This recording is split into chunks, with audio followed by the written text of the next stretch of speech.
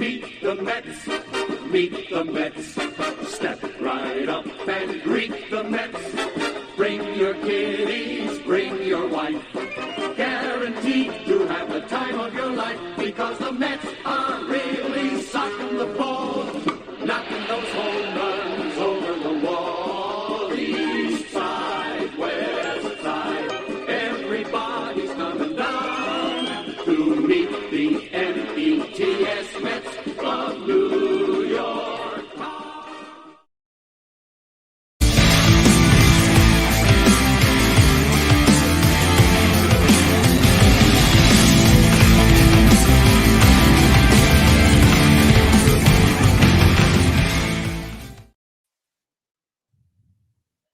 What's up, Mets fans? Welcome back to another Mets Hot Stove Live right here on all the channels, and hopefully everybody's doing good tonight. We got 3/4 of the Roundtable podcast, and yes, Hayden is here with his Minnesota Twins hat. That's the most important thing before everybody goes crazy in the chat.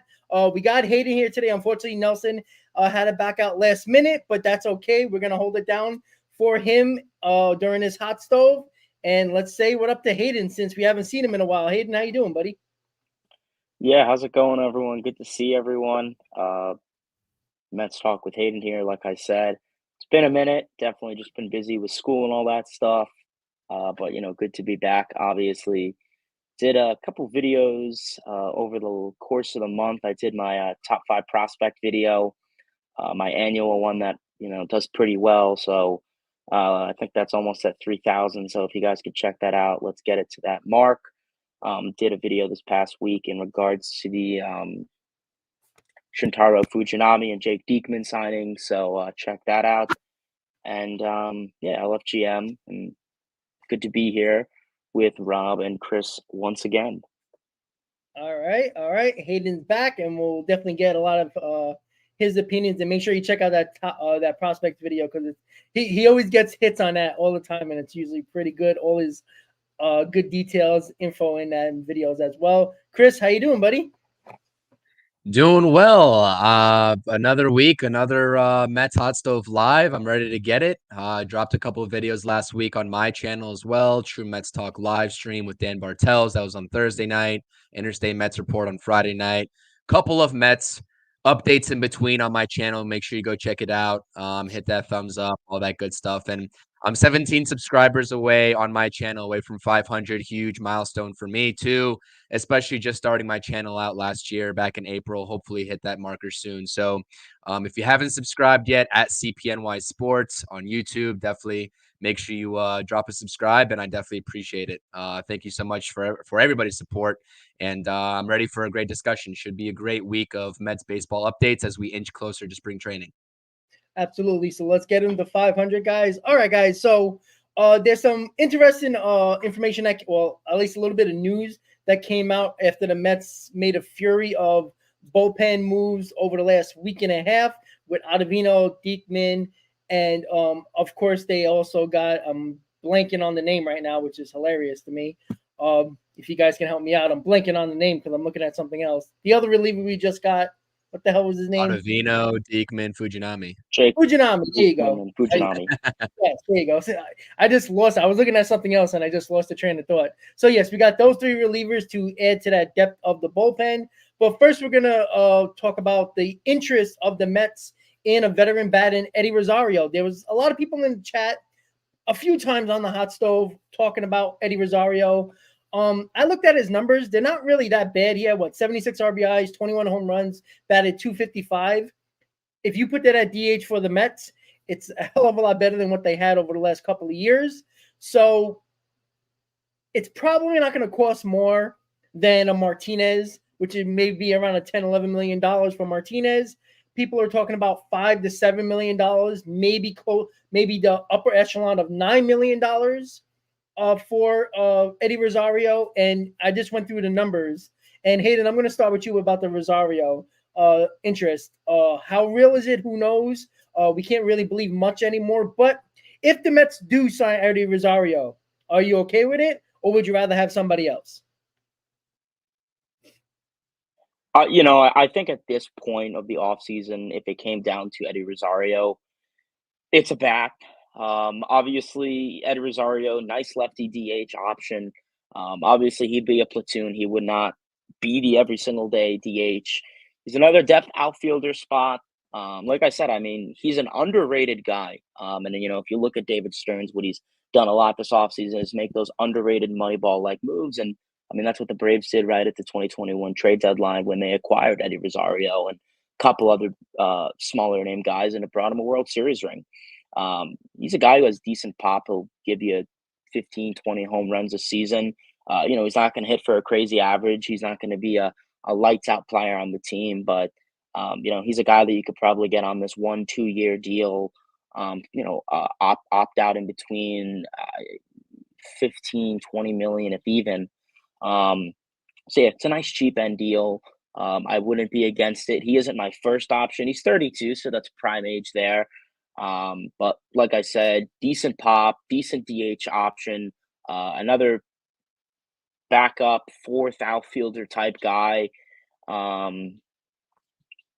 Yeah, I mean, like I said, there's really not much to say when it comes down to Eddie Rosario, but if it really came down to it, it seems the Mets are done getting pieces offensively. So if they got him, I think it would be a shock, and I'd be happy with it because it's a bat. But at this rate, DH, as long as it's not Vogelback, and that's not the case, I will take anyone. And then it's gonna be curious to see what the Mets are gonna do with the DH spot. They want to do it internally. Do they want to get a little bit of outside help? They signed Harrison Bader. He's probably gonna play center field. You put Nimmo in left. So if you get Eddie Rosario, he can play some left. You could put him at the DH spot. Platoon him around in there. So I wouldn't be against it. Yeah, and I know I saw Easy just talking about Brandon Belt. He has similar numbers, except for same batting average, close 19 home runs, but he only had 43 RBIs. So that tells me that he only got those RBIs probably around mostly those home runs. So when Rosario had about 30 RBIs more, tells me that Rosario put the bat on the ball more with runners on base or in scoring position. So, Chris, let me get your thoughts about this. We talked about this before when people brought it up in the chat. What do you think about Eddie Rosario? I mean, if that's the case, are you okay with it or you're not? Yeah, I'm okay with that. I dropped a video on Eddie Rosario last week. It seems like all offseason, nobody was really talking about Eddie Rosario. Everyone wants to talk about the popular bats like Jorge Soler, JD Martinez, even Justin Turner before he signed with the Blue Jays. This is a name that no one really has mentioned in Mets land amongst the Mets fan base for quite some time. And like I said, if you want to get more details on my thoughts on it, make sure you go check out that video from last week on my channel. But I would be okay with it. And I will say this, it's going to be nothing more or nothing less than a DJ Stewart sort of fill-in. If the Mets aren't confident in what DJ Stewart did in his little, I guess, I want to say Linsanity run, but let's face it, he didn't really have much sample size last year. He hit 11 home runs. OPS was great in the 800s. But if the Mets front office is not comfortable in terms of rolling with DJ Stewart on the Major League opening day roster, this is where Eddie Rosario fills in. 32 years old, 10-year MLB vet. Hit 20-plus home runs for the Atlanta Braves and did most of his damage versus righties in a platoon-type scenario last year in 2023. Everybody knows that he struggled in 2022. He had that laser eye surgery. It took him a bit of time to get adjusted when he got his his eyesight back in that eye. Not exactly sure how he damaged it, but that's neither here nor there. He has a capable bat. He has pop, obviously 20-plus home runs. He has the RBIs, like you said. The OPS isn't great, and that's where Brandon Belt, one of the metrics, Brandon Belt does do better than Eddie Rosario, right? Brandon Belt's OPS was like 100 points higher than Eddie Rosario's in 2023. That's the only knock. But I will say, clutch gene with Eddie Rosario, always getting that clutch hit, especially in 2021, when you look at how much damage he did for the Braves, especially in that playoff run. He's a very capable veteran bat.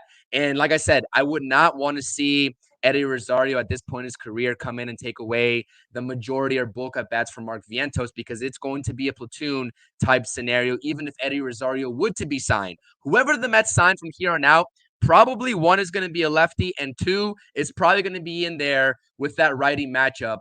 With Vientos being that platoon type bat. Like, I've already come to grips with that. Do I like it? That's not my, I guess, MO, Rob. You know how I roll.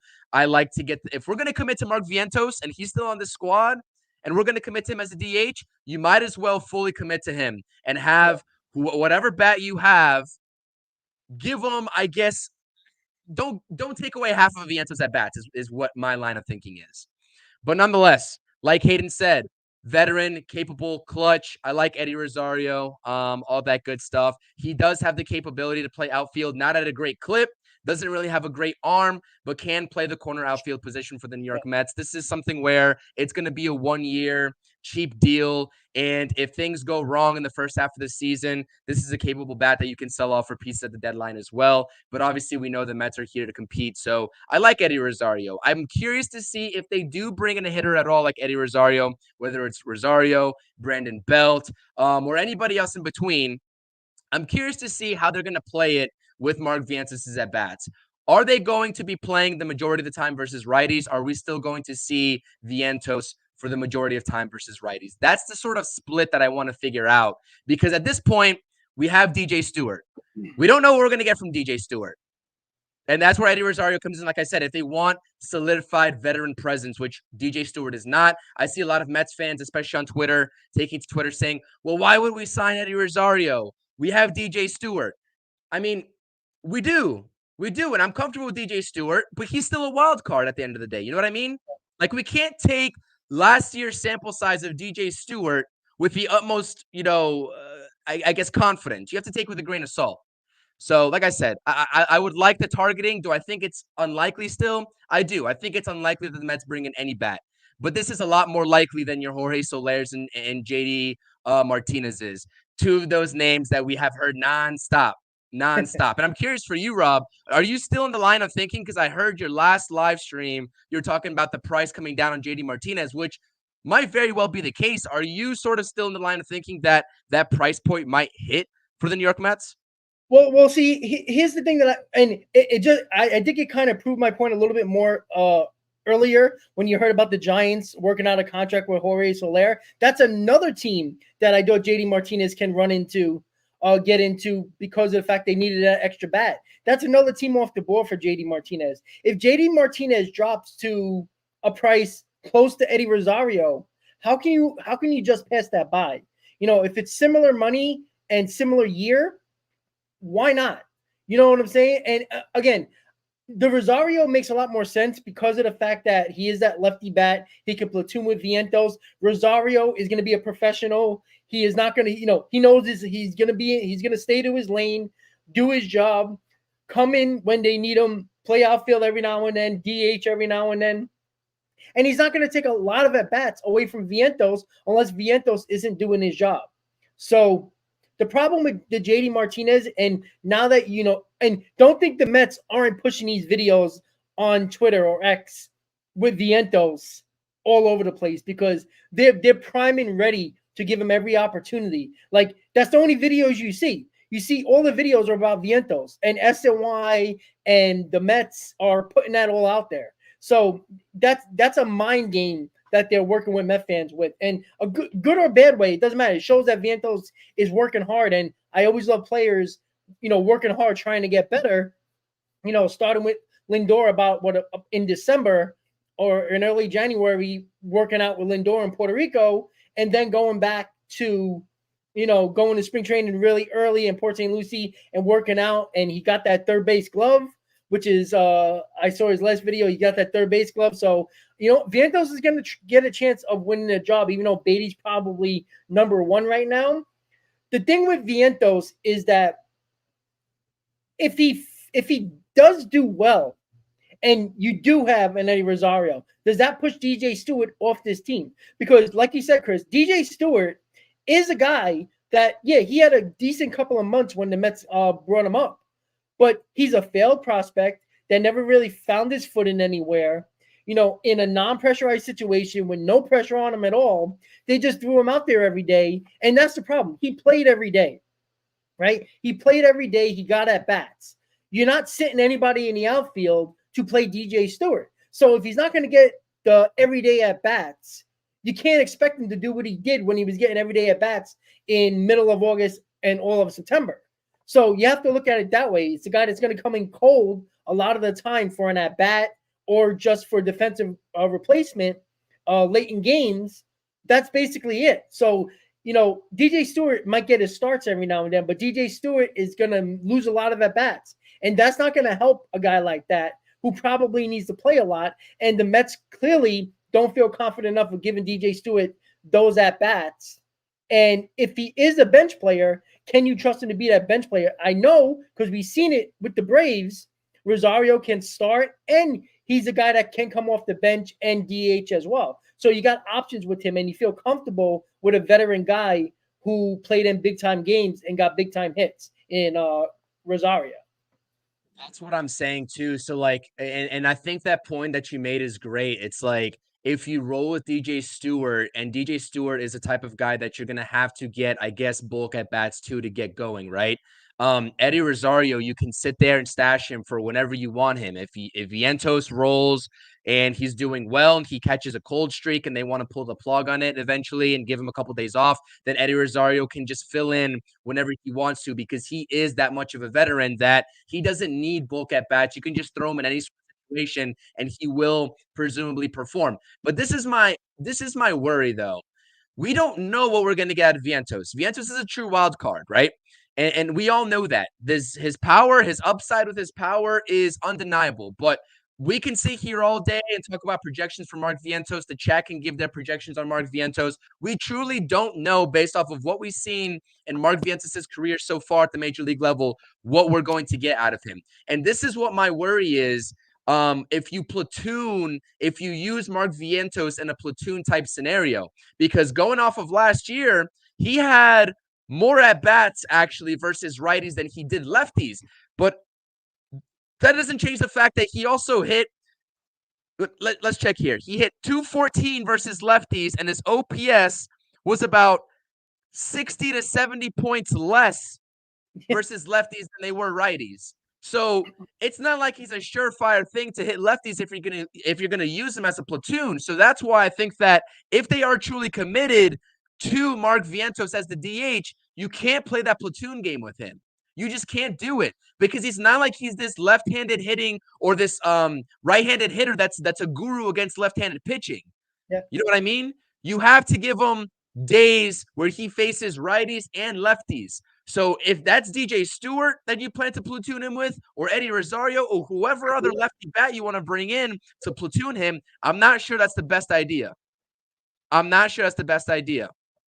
I get it, MEZ. It's hard to make a judgment, but that's what we have to go off of. And you can blame Buck for that one. I know that a lot of people like to defend Buck, and you know what? Maybe he did get an unfair shake, but at the end of the day, we don't know what we have in Mark Vientos, because he really didn't get that opportunity last year.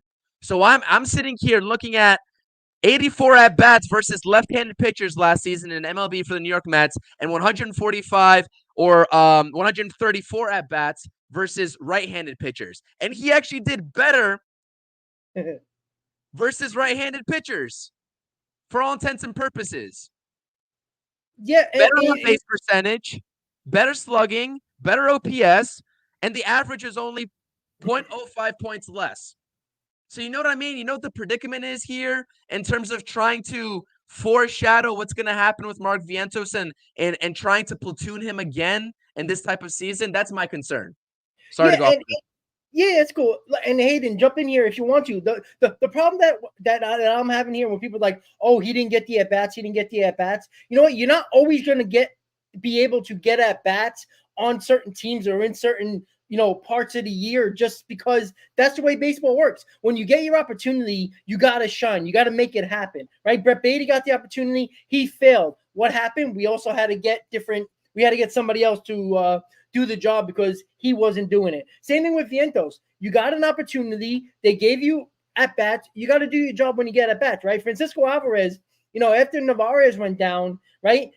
It wasn't a guarantee that Alvarez was going to get the starting job, right? But he proved that he deserved the starting job by playing good defensively, by, looking good early on when he got the job, because they were ready to give it back to Tomas Nido.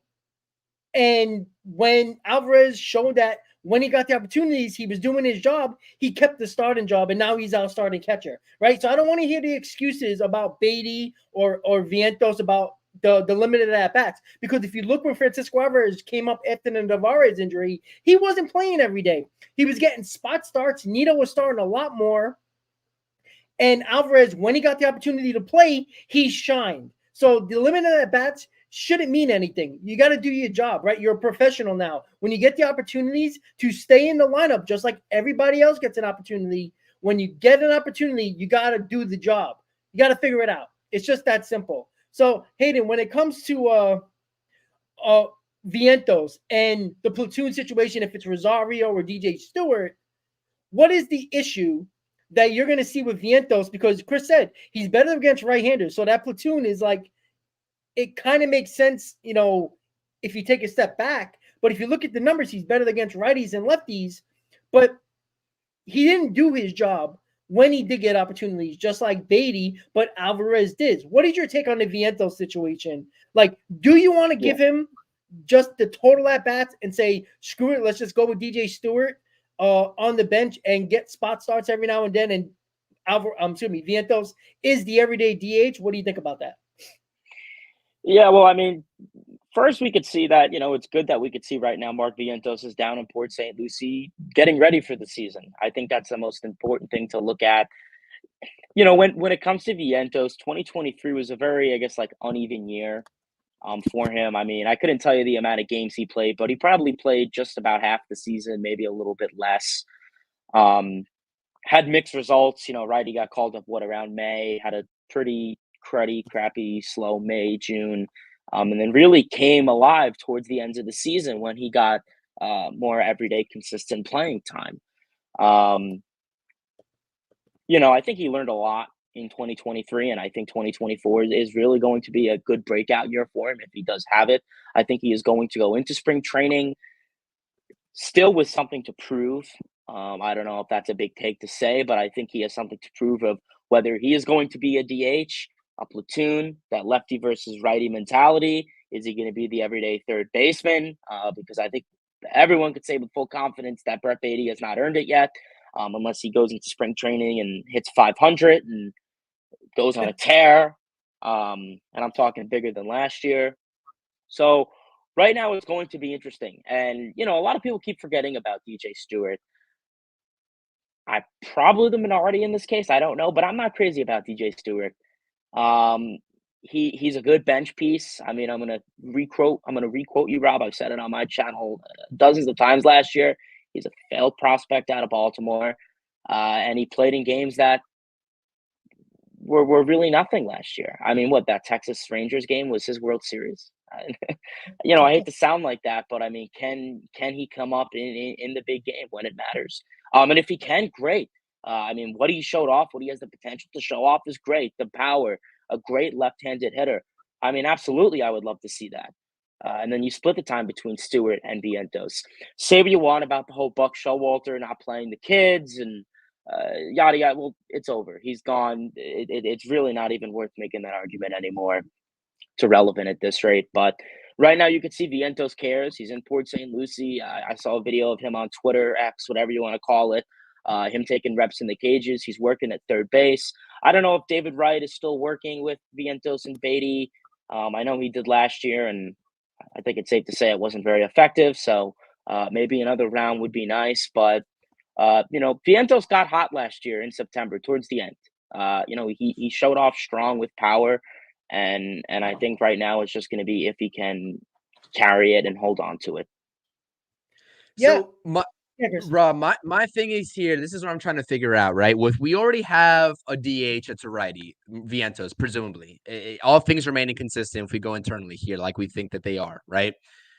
Having that lefty that can also be the DH in Stewart, my overall question is, does it make sense to commit to an internal DH for this season in Vientos because he's a young kid and you want to see what he's got, but also stunt that growth by taking away majority at bats to play the matchups? That's my overall question here, because I'm not sure it makes sense.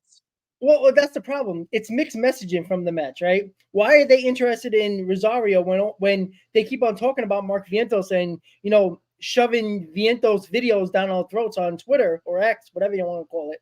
Like, they're giving mixed messages, because if you really want to be internal with DJ Stewart, Vientos, or whoever's internally for the DH spot, then why are we talking about Rosario here? Why is there interest? Unless that's a reporter that got it completely wrong, which, could be possible, but Rosario does make sense because of the needs of what the Mets need, which we all believe that they need an outside bat other than the internal guys they're talking about. So are they listening to the fans? Are they listening to all the noise? I don't know, because it's mixed messaging to me. The fact of the matter is, if you're going to go internal, then stop with all this nonsense, all these rumors. Don't even waste your time. Go with Vientos. And if you're gonna, give DJ Stewart, spot starts here and there at DH, fine. I'm okay with that. If the matchup works out. But like you said, he was better against righties last year. Are they gonna go off of those numbers, or are they gonna go off for his career minor league numbers, which are very similar to what you're talking about? I don't know. Like, could getting more at bats make him better? Well, you're hoping for that, because if he bats 213 and just hits 20 home runs, that's not really going to do the trick. Like, that's not protection at all, So that's what I don't get from what the Mets are thinking at this moment. Joel, to answer your question, Stewart came up before Stearns, obviously, in that 2023 season, but they tendered him this year.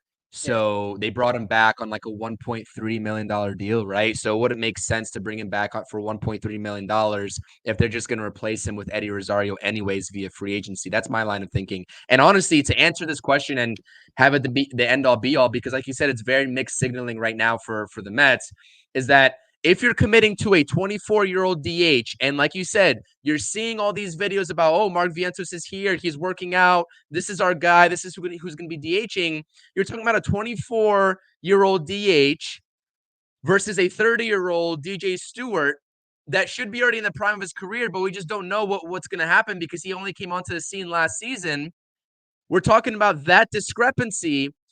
And I'm saying that if we're going to go internal and you're just going to forego guys like Soler, JD Martinez, even Justin Turner before he signed, even Teoscar Hernandez before, I know that's just outside noise at this point. But if you're going to do that and say Vientos is the guy, then I'm sorry. It doesn't matter who you bring in or if you roll with DJ Stewart.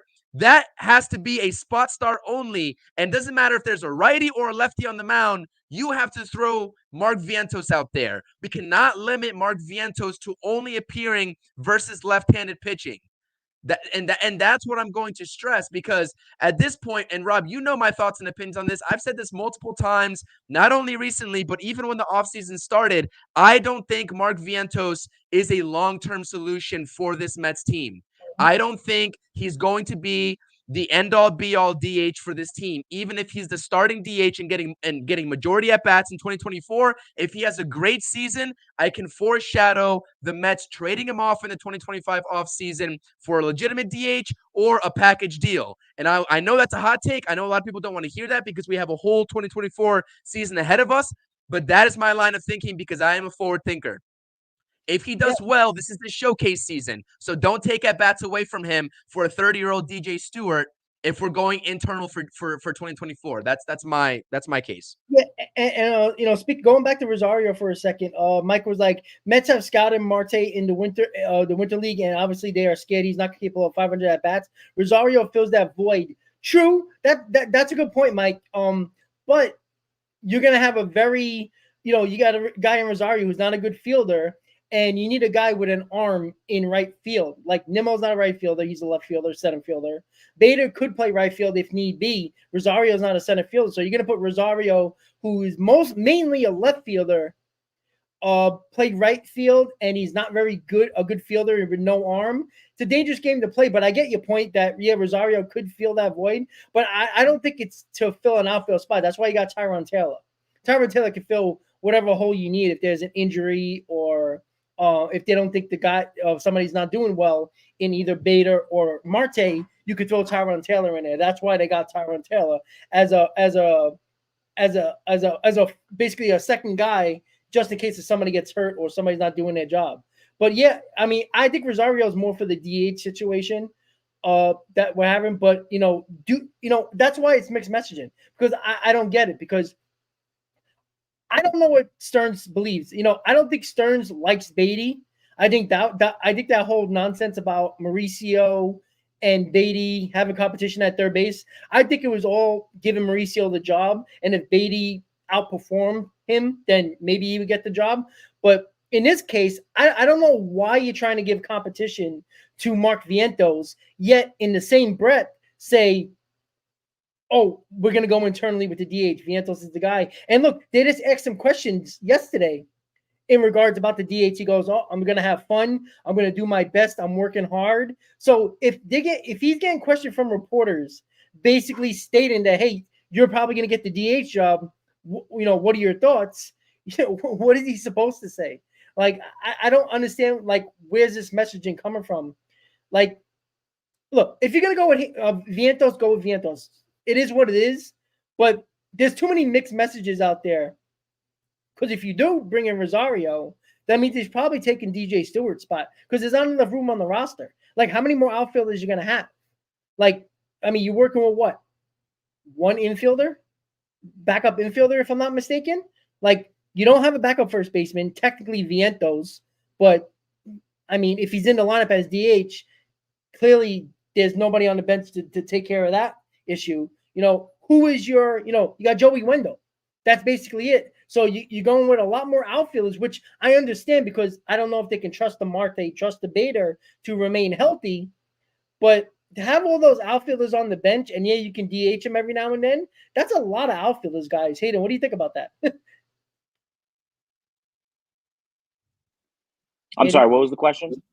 Just like if they do get Eddie Rosario, there's a ton of outfielders. You got Taylor, Stewart, Rosario, and obviously the three starters in Bader, Marte, and Nimmo. So that's 6 guys. It's a lot of guys to have on your roster, especially when you're limited in roster spots, when you're going to have a ton of pitchers in your bullpen as well. So you're very limited in the infield, and you're working with Joey Wendell here.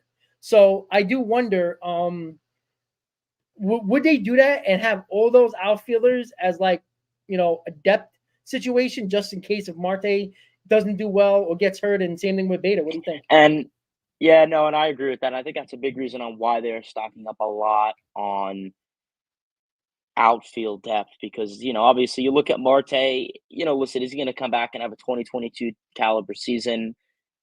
We'll see. I mean, he's looked somewhat decent in the Dominican winter ball, whatever it's called, league. But I think they're going to keep Marte on a short leash. I really do. I think if it's mid-June, early June, and we're seeing the same stuff out of last year, just slow all around, offensively looking off, swing looks off, mechanically. I think the Mets are not going to have much of a patience with them, and I think it's a good thing that they're stocking up on outfield depth because you're kind of going with more of a low risk, high reward. When it comes down to the outfield, Tyrone Taylor, DJ Stewart, Harrison Bader. I mean, he's really going to be a big bat that you're going to need to show up. In my opinion, I think he's more of a defensive adjustment, but I mean, who am I to speak? I could easily see Met fans going off on Harrison Bader for posting a nice Mendoza line average, but we'll see. That's just how it's going to go. But yeah, I mean, it's obvious the Mets infield depth is much shorter. I mean, right now, if you go with it, Pete at first, McNeil at second, Lindor at short, and then third base is probably going to be that mixed combination of Beatty, Vientos, and or Wendell. And I couldn't tell you who else is on the 40-man. You'd probably have like, who is it? Like Luis Angel Acuna, Mauricio's out, and then there's probably someone else on there. Yeah. I think the former Tiger, what's his name? Zach Short. Zach Short may be on it, but they'll probably cut him before the season starts. So yeah, right now, I mean, most importantly, I think a lot of the roster spot is going to rely on Marte, and that's why I said spring training is going to be a very big spring training. Not so much for prospects, but for guys who are going to be having a bounce back year due to injury, due to performance. I mean, Diaz is going to be big due to injury. Marte is going to be big due to injury and performance. Guys like Luis Severino due to a combination of that. So I think it's going to be really interesting this spring training. And, I think the Mets are going to have a mentality of a lot of guys are going to be on a short leash, and as they should, because, I don't want to see the Mets rolling out Marte in July, and we're seeing the same thing where where he's given 50%. Can't have that. So, Yeah, right now I think it's interesting. I think it's good that they're stacking up an outfield depth. You know, yeah, we saw it last year, and I think the Mets are really trying to deter that this year. yeah, and one thing, David Stearns, like I was noticing, like he was top in the league in bringing guys up from the minors if guys weren't doing their jobs at the major league level. Like he has no problem making changes, and I think everybody got a short leash. Obviously the Lindoras, the Alonsos, the Nimos probably don't have a short leash. Like everybody else got short leashes. Like if you're not doing your job, somebody's replacing you. Either it's on the bench or it's going to be in the minor leagues. Like Stearns is known for that. And that's why I think with the questionable or the questions in the outfield, you need that extra depth. And he has that right now. And that's what he did. And yeah, you're right about the whole, there's a lot of proving to go around here. Like, all these 1-year deals, everybody's pitching or playing for a contract after this season. And the Mets put themselves up. And I talked about this yesterday on my hot stove that, the Mets put themselves in a perfect position. Either they have a bad first half and they trade all their 1-year deals for a ton of assets. That helps their farm system, right? That helps the future. If the Mets have a good first half and they're buyers at the deadline, that helps them in the short term at the very least to try to make a run at a playoff spot. So I think they're in a win-win situation here. Yes, it will suck as fans, as content creators, talking about a losing team and have nothing to talk about until the trade deadline, being sellers. But they're in a position where they can flip a lot of these guys for assets or be buyers if they're in a spot where they're in a position for a playoff spot at the deadline. So before we talk about the depth and improvements of the bullpen, I want to get your opinions, Chris, about the situation I just talked about. That they're in a win-win situation with all these 1-year deals. They can flip them for assets, or they can be buyers at the deadline with the farm system they have right now. What is your thoughts about that? Like, obviously, we would all want the big names, spend a ton of money, have better names in this lineup, in this rotation, bullpen, whatever. What are your opinion about that when it comes to all these 1-year deals? I mean, it is what it is. This is David Stern sticking to his word and saying that we're going to be competitive, and this is the proof that he can furnish to us as Mets fans, saying, "Well, we try to be competitive if the wheels fall off at the deadline," and say, "Hey, we tried to be competitive. It just didn't work out."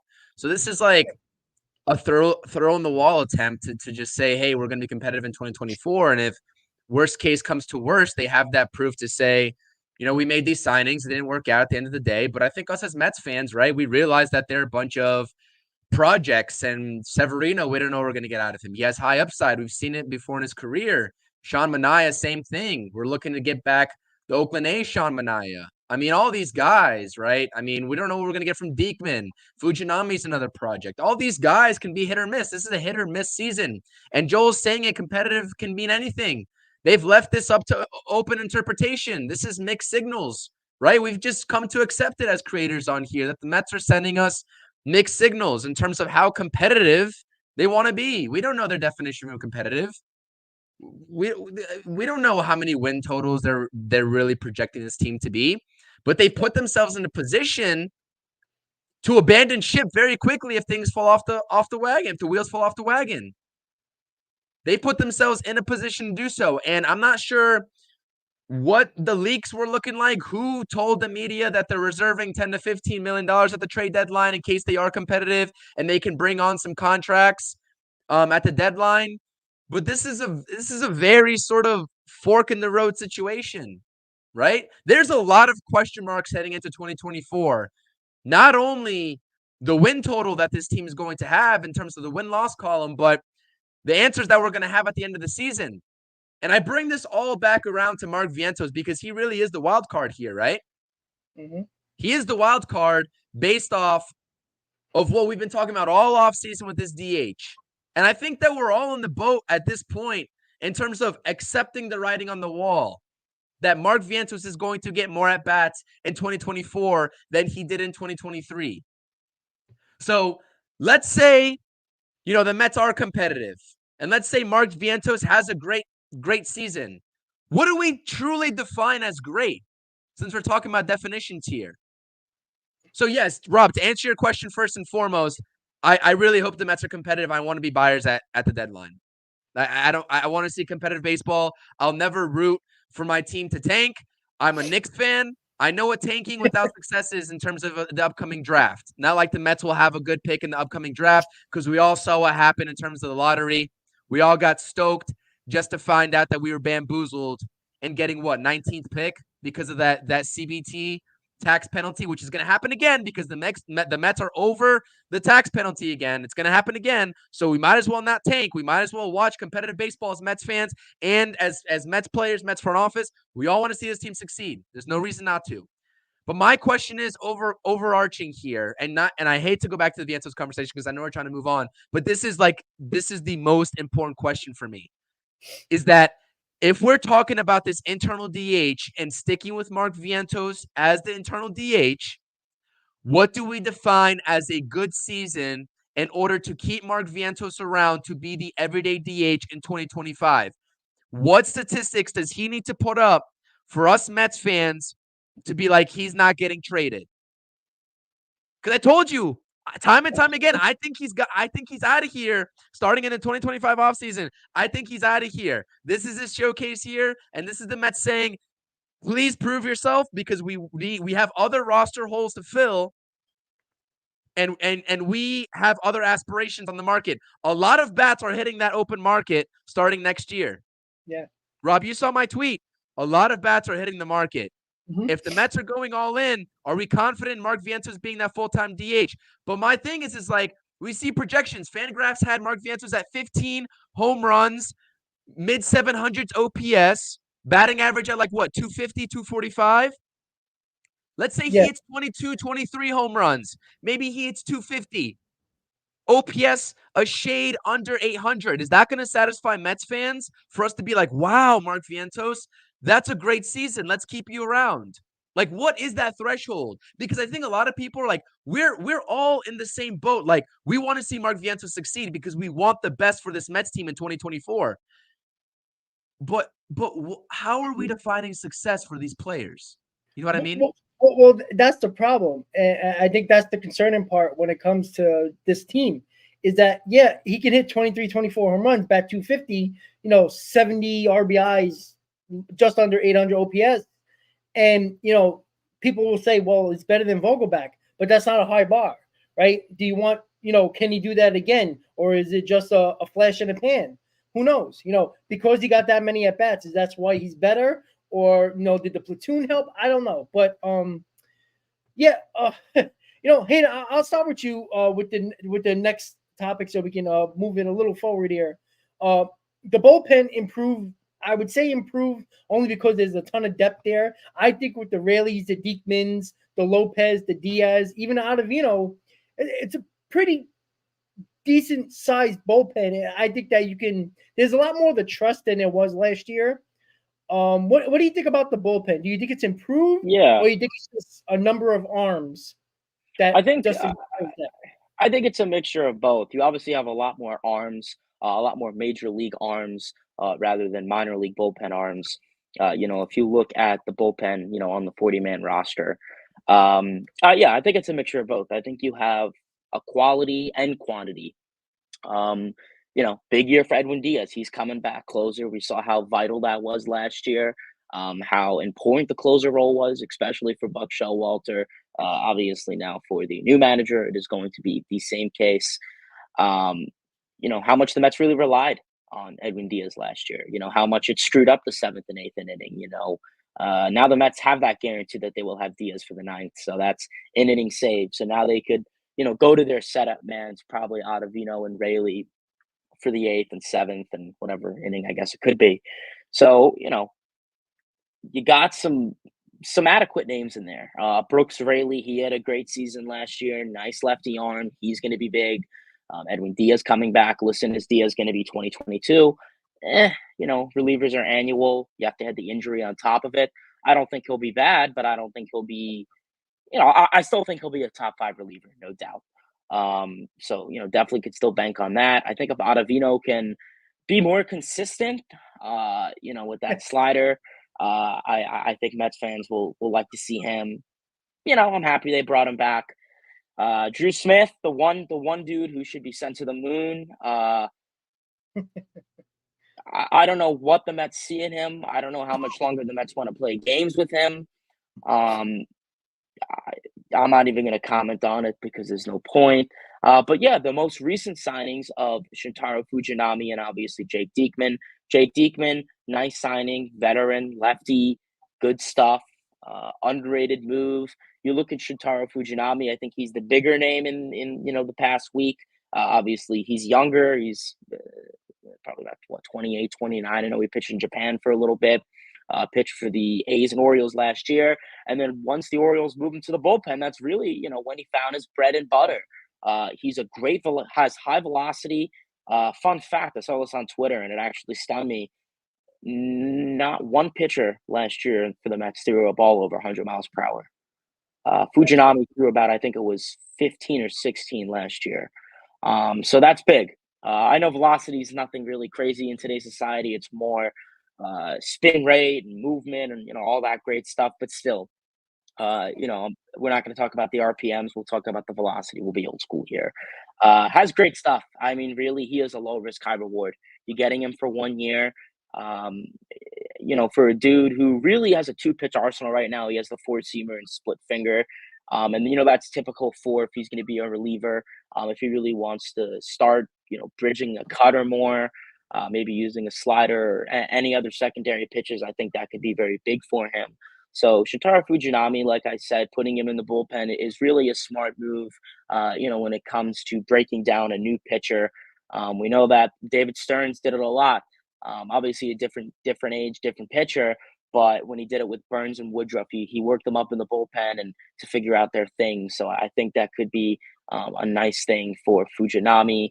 And definitely he can give you a couple innings too. He could definitely be a nice long reliever. I don't know what the plan is for Lucchesi and Peterson, if they're going to be 6, 7 starters. There's no other guy. Yeah. So, I mean, right now, I think the bullpen is going to be very important. We saw with the pitch clocks, pitchers are not going into games as long. We saw it a lot last year. Not many guys went deep into games, 6, 7, 8 innings. So, when you have guys going 5 innings, it's really going to be important to have a bullpen to back you up for the 6, 7, 8, 9. Because we saw it a lot last year. Guys going 4 innings, and you have an overtaxed bullpen coming May, and that's no bueno. So that's why you need a large quantity of relief arms. Yeah, I tend to agree with that in that scenario. So, Chris, bullpen, do you think it's improved? Do you like the depth? How do you feel about the bullpen going into 24?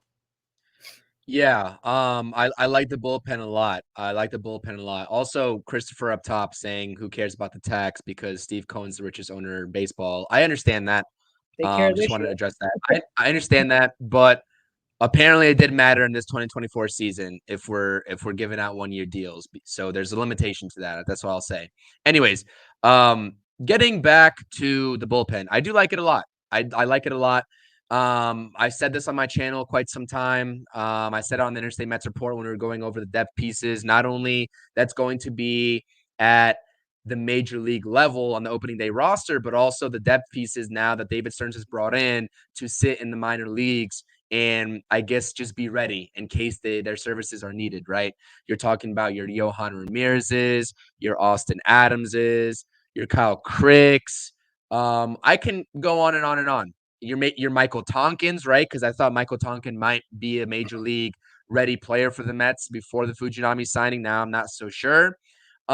This is a nice little bullpen that David Stearns has brought into Queens. And that's very important for a first-year manager in Carlos Mendoza in terms of trying to navigate how you use these pitchers that you have in certain situations in the ballgame. Because now you have a bullpen that there's some players that you know what you're going to get, right? Like Ottavino, we know what we're going to get from Ottavino. We know what we're going to get from Brooks Raley. We don't know what we're going to get from Jorge Lopez, what version we're going to get. We hope we get last year's Diekman, but he's also a wild card. And Fujinami, forget about it. We have no idea what we're getting with him. We just got him for the potential. So, Yeah. but we have stuff to work with is my point. We have stuff to work with. And Carlos Mendoza has stuff to work with. And that's very underrated.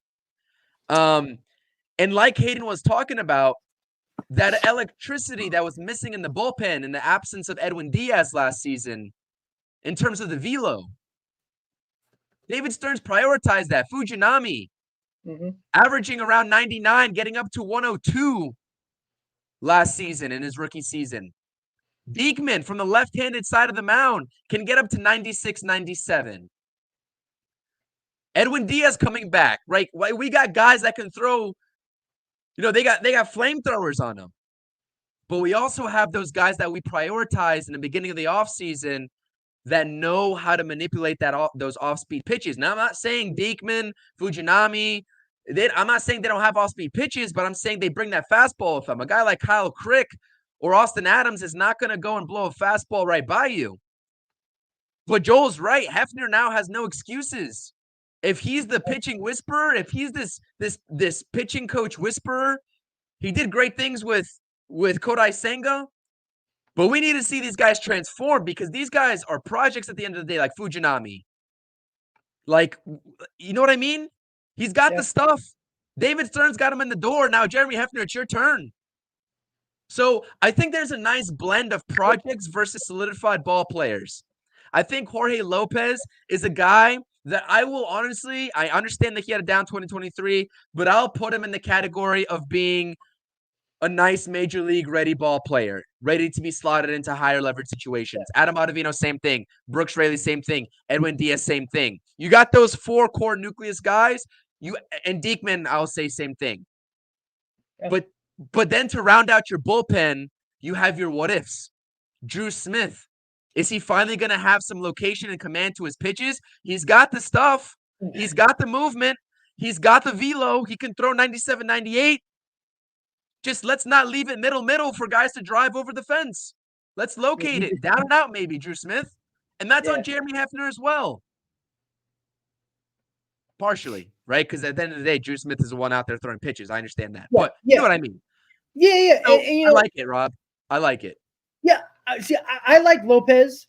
I think Lopez is going to be fine. I think the whole knowing that he got Diaz behind him, I think it's only going to make him better. And I truly think that I like the ton of arms. Like you can trust Raley, right? As much as people can't stand Ottavino, even though his walks were up and his strikeouts were down, he was still able to strand runners. 3.21 ERA. That's pretty good for a middle reliever. You got Diekman as well, who had a good season last year once he got traded to the Rays.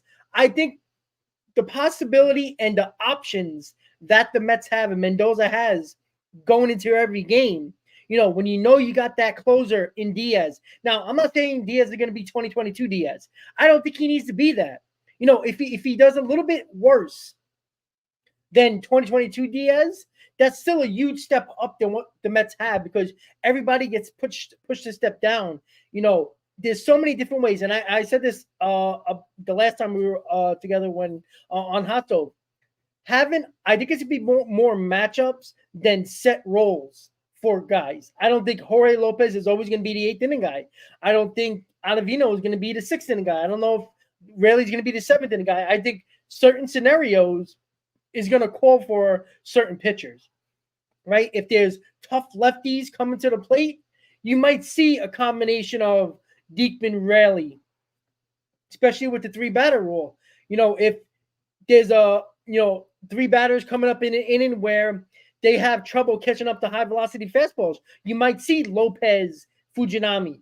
There's a lot of scenarios where you can go, a lot of options where Mendoza can go, where I think I like the matchups more than set roles for pitchers, especially nowadays with the 3-batter rule. You got to pick your matchups wisely, because if you pick wrong, just because you think a guy has to be pitching in that slot, you're going to get burned. And I think that's the problem I think Buck Showalter fell into. But I don't think Mendoza is is going to be putting in, you always heard Aaron Boone talk about you got to keep these guys in their lanes, but he set them up with matchups. And that's why the Yankees bullpen has been one of the best in baseball. And I think that's what Stearns, Mendoza, and I think they got the same philosophy, the Yankees and the Brewers, when it comes to the bullpen, is that you gotta give guys notice. Like, hey, there's a possibility you're going to be pitching today, right? Some guys are going to have off, some guys are going to be pitching, but certain matchups I think is going to be key, and that's why the Brewers and the Yankees bullpen has been top 5 in the league over God knows how many years. And I think it's important to work on the matchups more than giving guys set roles in set innings. Because it used to be like that. You used to have an 8th inning guy. You used to have your bridge guy and your closer. You even had a 7th, 8th, and 9th guy. That's how it used to be. It's not like that anymore. It's going to be more by committee. Yeah, it's like, Jorge Lopez can come in the 7th inning if that's a spot where the matchups work for him. And you know what? You might see Diaz in the 8th. I think that's going to be something that we saw Buck Showalter do a lot of in 2022, where he pitched Diaz in the 8th in the harder part of the lineup. And I like that. Maybe they don't do that as much because I don't know how much they'd like to do that when it comes to the philosophy of, I think, the Mendoza Stearns mentality. I think they like Diaz in the 9th inning and occasionally might go 8th and 9th, but not much, because I think they like to pitch their relievers 1 inning, not more than that. And that's a philosophy that the Yankees and the Brewers do. They don't like pitching their bullpen arms more than 1 inning per game. So that's interesting to look at too going forward. As much depth as this bullpen has now, like Caden was saying, by committee, this team still doesn't have a solidified setup man to say, hey, listen, you are going to be our everyday setup man, and you're going to be setting up Edwin Diaz. That can be Adam Ottavino, which we've seen in 2022 especially. That can be Jorge Lopez. That can be even Diekman. That can even be Brooks Raley. Like, there's not one single guy that I would be committed to indefinitely to be that setup man. That's where that committee is going to come in. And like I said, and I've been preaching this, and this goes for the starting pitching, but the bullpen predominantly and the pieces that we just got, and Adam Ottavino, Fujinami, and Diekman, my only knocks on them, and especially looking at their 2023 numbers, is the walks, man. The walks just need to be better. I can't stand seeing Adam Ottavino going from 2.2 walks per 9 to 4.2 walks per 9, being one of the worst pitchers in the league to hold runners on. His bread and butter is keeping runners off the bases. Granted, he does pitch out of the stretch very well, and he pitches with runners in scoring position very well. He somehow knows how to get his way out of jams more oftentimes than not. I'll give him that credit. But man, the walks is something that killed the New York Mets in 2023, and those need to be cleaned up. Yeah, he makes you sweat, no doubt about it. He does. He puts runners on, they steal bases. A lot of the times these guys are in scoring position, but he finds a way to strand them. Like, it's hard to kill a guy that does all that wrong. He does. Yet he strands the runners. And that's the most important thing, right? Getting out of those innings. Like, now, if he loses the tick off his fastball and his slider is not as sharp, he'll give up those runs. But if you look, he's in the middle of the pack in relievers in baseball, right? There's not a lot of middle relievers that have a 3.2 ERA. There's not many. A lot of them have well above 3 ERAs in baseball, and a lot of them are 4s. So, we can kill them all we want, and it's not going to change with the new rules. There's going to be stolen bases, right? If he lowers those walks and gets those strikeouts back up like he had in 2022, he'll be fine. He'll probably be better than last year because he's a guy that knows how to get out of jams. And if he lowers those walks and increases those strikeouts, there's going to be less runners to do damage on the base paths. And that's what we have to hope that he can do. And that goes for all the relievers that the Mets got. They all had issues last year with walks, high walks, low strikeout rates. That's a problem, right? It's going to change. Yeah. And that's what I was about to say. I don't think we had a single bullpen arm last year who could throw a strike. I mean, the walks were insane. The hit by pitches were insane. I mean, you'd have your bullpen arms come into the 3rd, 4th inning, walk, hit by pitch, walk, wild pitch. So, I mean, now you have guys that actually have filthy stuff, that pound the strike zone, that mix up their pitches very well, that paint the corners, that get a lot of guys to chase, and that's really what you need. Yeah. Hey, where, Yeah. where do we think Mike is asking a very good question, because like I said, with these bullpen acquisitions, like we don't know who's actually going to make the 26-man roster, but where's McGill slotting in? Because if I had to guess, Lucchesi is going to be that 6-man in the rotation, and with Fujinami and Diekman now, this bullpen is getting very crowded. So where does he start off? That's a great question, Mike. I think if McGill shows that he can, I think he has a splitter that he developed, right? In the offseason. I think that's his new pitch that apparently is supposed to be like high grade splitter that a lot of scouts are saying that it looks like major league caliber splitter. I guess he has to win the job in spring training, either if it's going to be a long man in the bullpen or it's going to be knocking somebody out of the rotation. If somebody's not performing well, what if Severino has a terrible spring training? You can't put him in the rotation.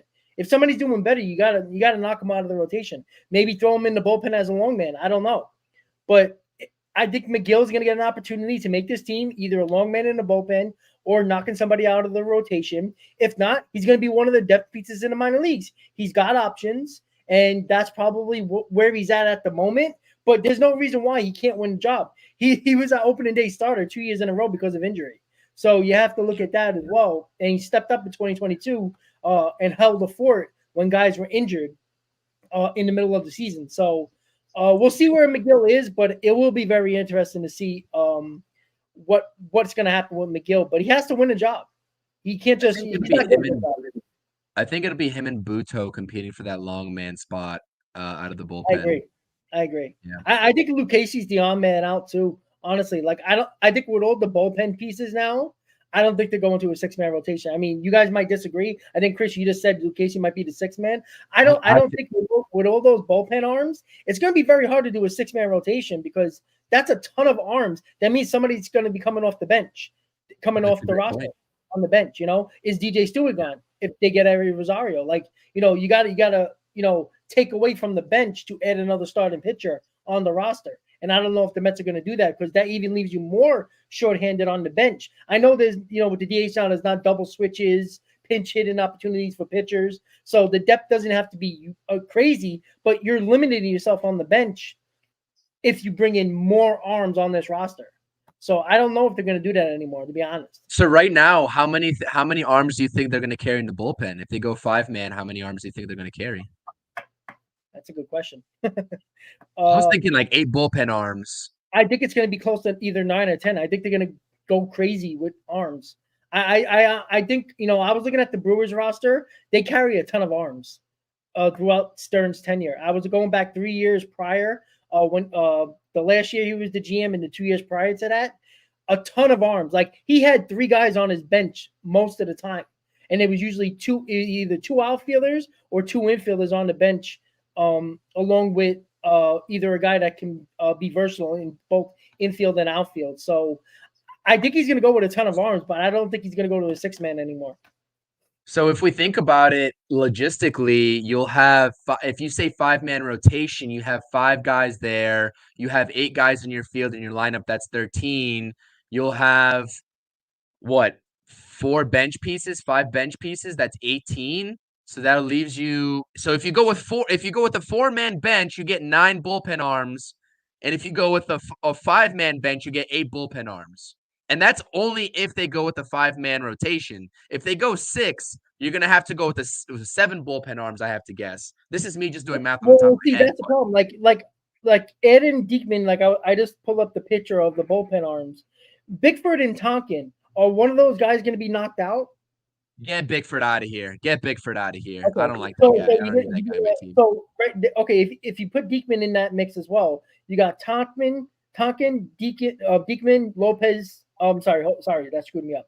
You got Diekman, Lopez, Tonkin, Smith, Rayleigh, Ottavino, Diaz, and either add in McGill or either Budo or Lucchesi to that mix as a long man. That's 8 guys. Yeah. I like that, though. I like that.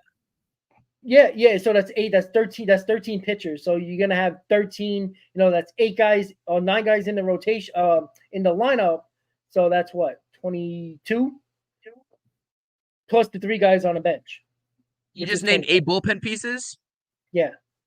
8 plus 5 man man rotation is 13, plus 8 is 21 in the lineup, plus 5 on your bench. Is it 5 or is it just? Well, let's see. You got Taylor, Stewart. Yeah, Wendell. Taylor, Stewart, Wendell, and then you get Vientos. No, because he's part of that 8 in the starting lineup. Yeah. So they got 2 spots available then. Narvaez? No, whoever's your backup catcher. Okay, there Narvaez you go. So you got 1 spot available. So it's either going to be another pitcher or another bench piece. So if they get Rosario, that means that other arm is not going to happen. Yeah. So it's I mean, this is a great problem to have. I know we're just doing this off the top of our head and we're speculating here, but So it's one more guy left on the 26-man that's open. Wait, did you name Fujinami as part of your 8 bullpen pieces or no? No, there you go. That's so it. There's the that's so it. That's 14 pitchers. Yeah. So that means if they do get Rosario, somebody's knocked out of the bench. Or not even that is that even if you do that, 9 plus 5 is what, 14 plus 8 is 22. Even if they don't get Rosario, that means DJ Stewart might be the odd man out anyways. DJ Stewart's not probably even guaranteed this if you're going with those guys in the bullpen that we just named. He's not even guaranteed a roster spot because they're not booting Tyrone Taylor. Yeah. It's going to be very interesting, man. It really. I know this is a tangent, and I'm sorry to have Hayden leave under those circumstances. It's a great conversation because we didn't even get to the lineup yet and the rotation yet, so it's good, a segue to the next topics. And Hayden had to go. He had to run. I know he got a lot of work to do with his classes. So it's a great conversation because right now, you just talked about Fujinami. Like that's it. There's your 26 man. We just gave it. That's 14 pitchers, right? 13 or 14? 14, right? I think you're on mute. That's 14 with Fujinami plus your 8 regular position players that's going to be in the field / the lineup, and then 4 bench pieces. Yeah, that's 26. We should do a whole segment. Next time we go live, let's do a whole segment on the 26-man roster projection. We should do that and lay it all out. We'll just do a plain stream about lineup roster projections. Because I think because this is a long conversation. Like we can sit here all day and try to figure this out. So let's go to lineup preference, right? I wrote mine down on a napkin because I couldn't find paper anywhere, which is crazy to me. But I'll start with you. I'll give my lineup after you. What do you think the lineup's going to be in order for your? I know you brought it up with lineup preference, so let me hear it.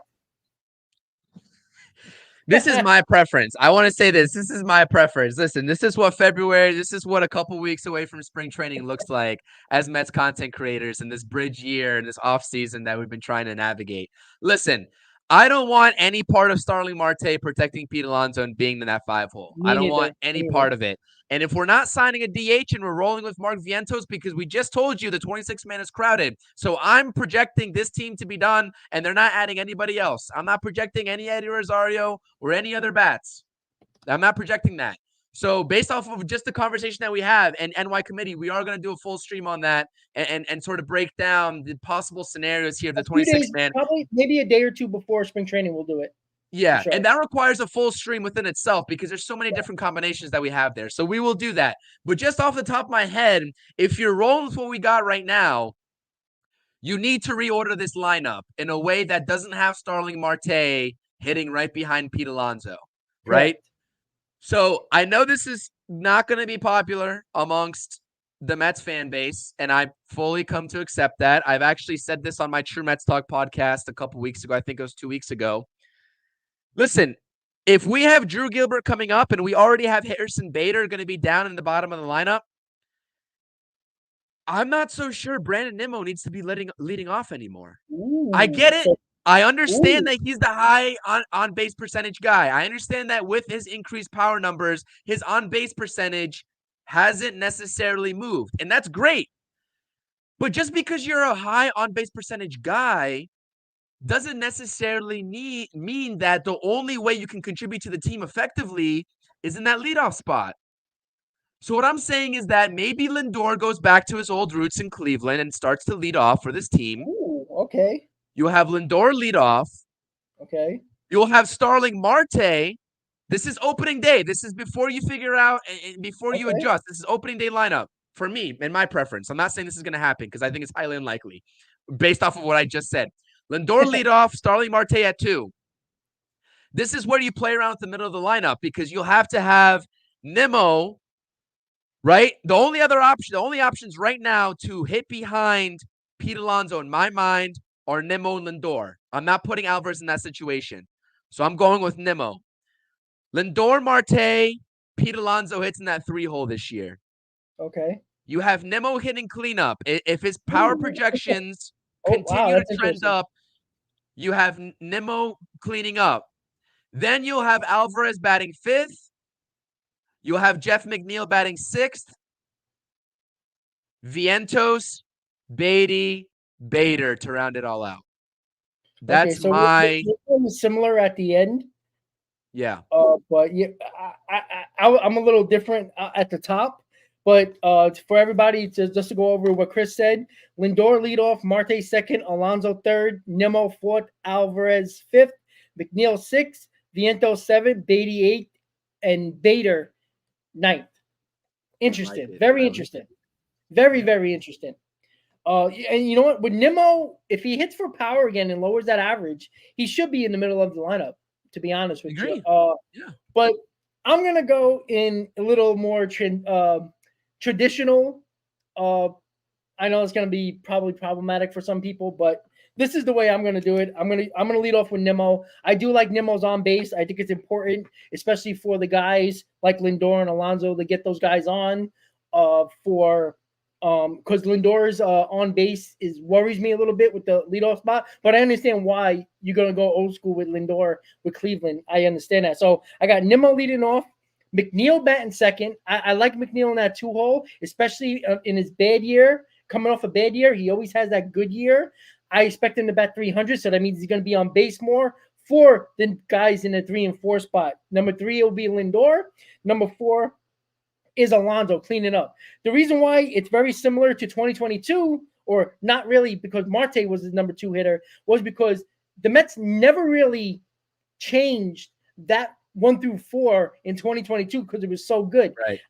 If McNeil does his job and goes back to a 300 average, and will you expect Nimmo, Lindor, and Alonso to have back of the baseball card years, that's a solid 1 through 4, and that's some damage, especially if McNeil hits that 300 again. You're getting Nimmo with a high on-base percentage, and McNeil getting on base with his 300 average is a hell of a lot more opportunities for Lindor in the third spot and Alonso cleaning up.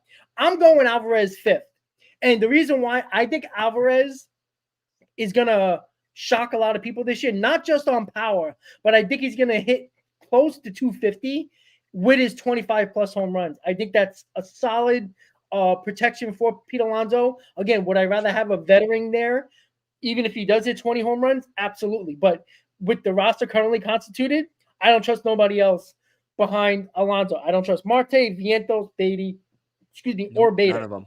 So 5, Alvarez. 6, I went back and forth. I'm putting 6, Marte. I think Marte, if he's healthy, I think he could be pretty damn good behind Alvarez as well. I'm going to have Vientos 7th, Beatty 8th, and Bader 9th, similar to what you have 7, 8, and 9. So my lineup. This is a top-heavy lineup, Rob. This is a top-heavy lineup. It absolutely is. Now, it could be a deep lineup if Alvarez and Marte perform what we're hoping. If Marte can stay healthy and Alvarez can figure out that average a little bit more along with the power, and then Vientos and Beatty are the wild cards. Like, if any of those guys prove to be better than what they were last year, guess what? Now you got 1 through 8 that is scary.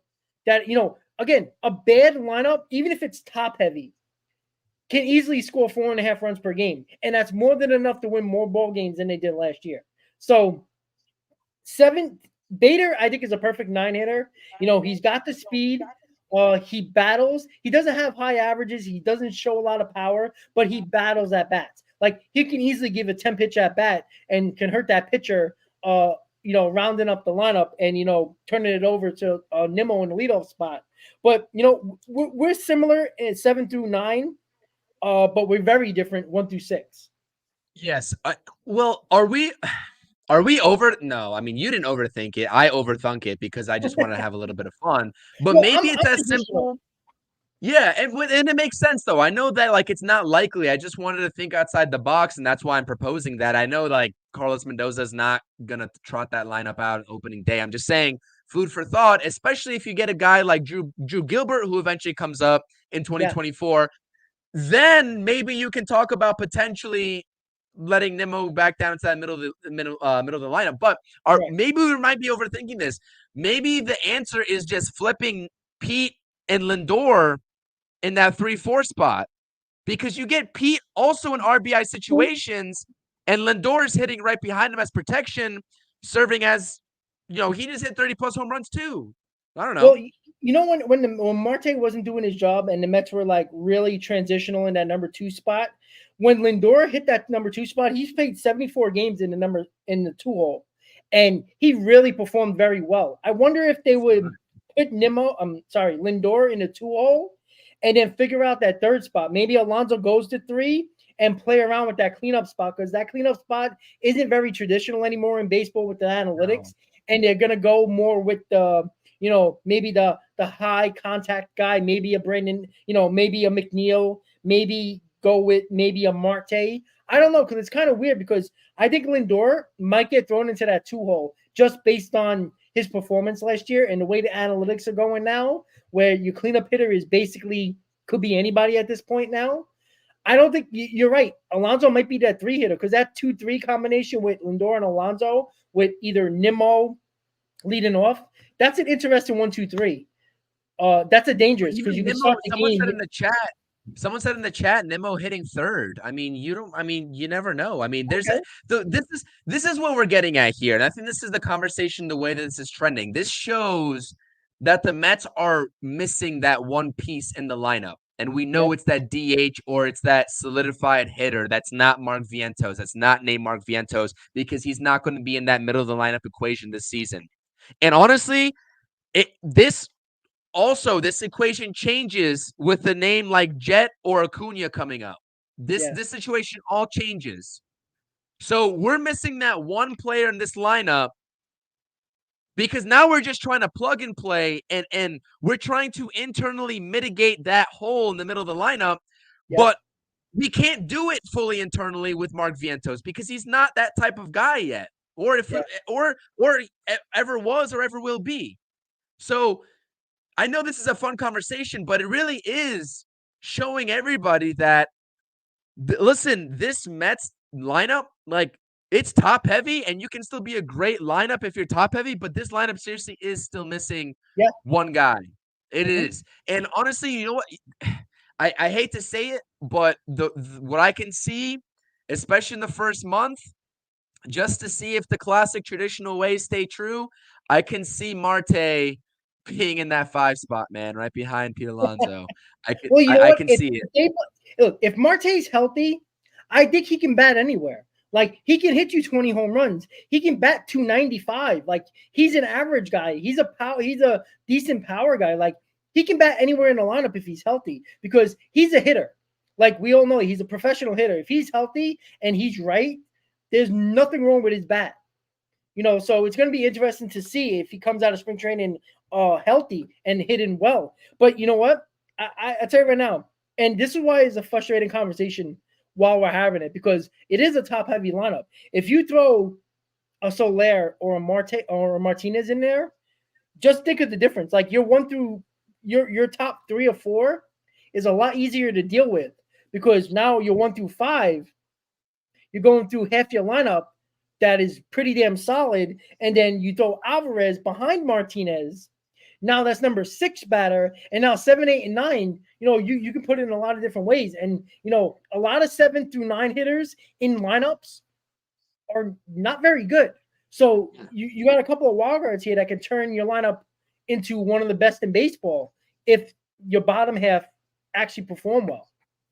And I think that like me talking up here and talking about this Mets lineup and talking about this lineup throughout the longevity of the offseason, like that is like that, like what you just said, Rob, like that is like obvious. And like us at watching this team and anybody in the chat probably knows that. Like we know this team could immensely benefit from a high caliber offensive upgrade this offseason.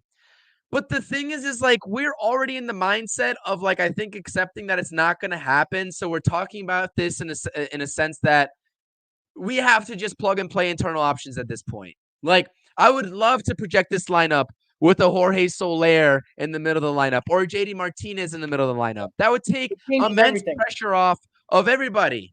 Changes everything. Yeah. It changes everything. But the thing is like, and I'm sure the Mets front office knows that too, but for one reason or another, they just don't want to commit to that right now. And that shows me, you know what that shows me? That shows me that maybe winning isn't the end all be all for them. That's just a cherry on top for them in 2024. Yeah. You know what I mean? Because like maybe we're just short-sighted in our thinking. Like we know they want to be competitive. We want them to be competitive. CERN says they're going to be competitive. But if it's that obvious that this lineup is only one piece away and you have a guy that can be that piece on the open market, or even three guys for that matter, over the course of the last couple of weeks, couple months, this Mets front office knows that. They know that all too well. Know. Yeah. They know. So what does that tell you? Like, you know what I mean? What does that tell us as fans? They're playing for the first half with a team that they currently have constructed. Now, maybe they do get Rosario, and maybe that helps the lineup a little bit, but I don't think it's Martinez Soler help. But yeah, like I've said this. Everybody's looking at the 162 game season. Don't look at that.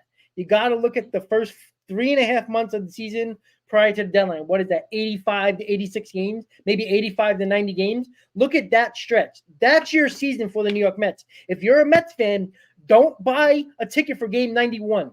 Okay? Don't bother. Right? Go to the first couple of months of the season, enjoy yourself. As I said, if the Mets from April, May, and June and July have 1 month that they're 8, 9, 10 games over 500 in that month, now, unless they go 10 games under 500 in a month, they're going to be right in the mix at the deadline. And I tell you this right now, you want to get the fan base on board, regardless of what you do the rest of the offseason, have a good April. If you have a solid April, this fan base will get behind you. And I was talking to my cousin, who's a big Met fan. Shout out to Jerry, who's in Virginia right now. We were talking, and he said, remember when Mickey Callaway took over and the Mets were 11-1 to start the season? They were playing Philadelphia, and they were 10-1. They were losing. They came from behind late. Citi Field was packed and jumping in game 12 of the season. Like, if you have a start, I'm not saying you have to go 10-1, 11-1 in your first 12, 13, 15 games. But if you have a solid month, first couple of weeks of the season, and have a really good April, the fan base is going to get behind you.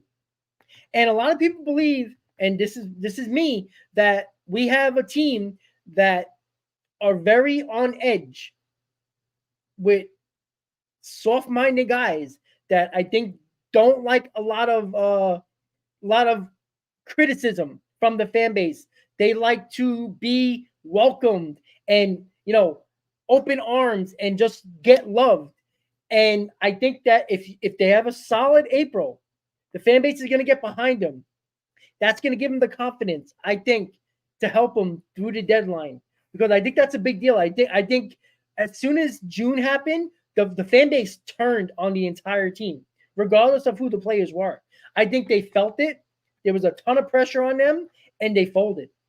And I think they need to start off really, really good. They got the Brewers, who just lost Burns, to open up the season, but we got a tough April. I want to pull it up before we get into the rotation, if you don't mind. The rotation projections, Mets schedule. Give me a second, guys. I'm sorry. I should have pulled it up. I agree with you. But I agree with you in the NLBO. Like April is going to be very important. It's going to set the tone for the rest of the first half, and it is going to be a first half outlook, honestly, at this point. So April's not going to be easy, right? You got the Brewers at home and Detroit at home. Detroit's a young up-and-coming team. The Brewers, I don't know. But we got an up-and-coming young team in Cincinnati on the road. And then we got 4 in Atlanta right smack in the middle of April, right away. And then you got the Royals and the Pirates at home. Royals, they could be okay, but they're not going to be that good, but who knows, right? The Pirates had a good first half, but then they struggled later in the year, right? You got the Dodgers and San Francisco on the early West Coast trip. And then to round up April, you got the Cardinals and the Cubs at home. That's your April. That's your end of March into April. That's not an easy schedule, but you got teams in there that could, pick you off. And you got right. It's like game 15 of the season. You got a 4-game series in Atlanta. And tell me that series is going to, especially if the Mets have a good first week and a half of the season and then going into Atlanta for 4. I mean, Met fans are going to be on thin ice waiting for, the shoe to drop. And it's going to be very, very interesting. Start off good in April. This fan base will get behind you.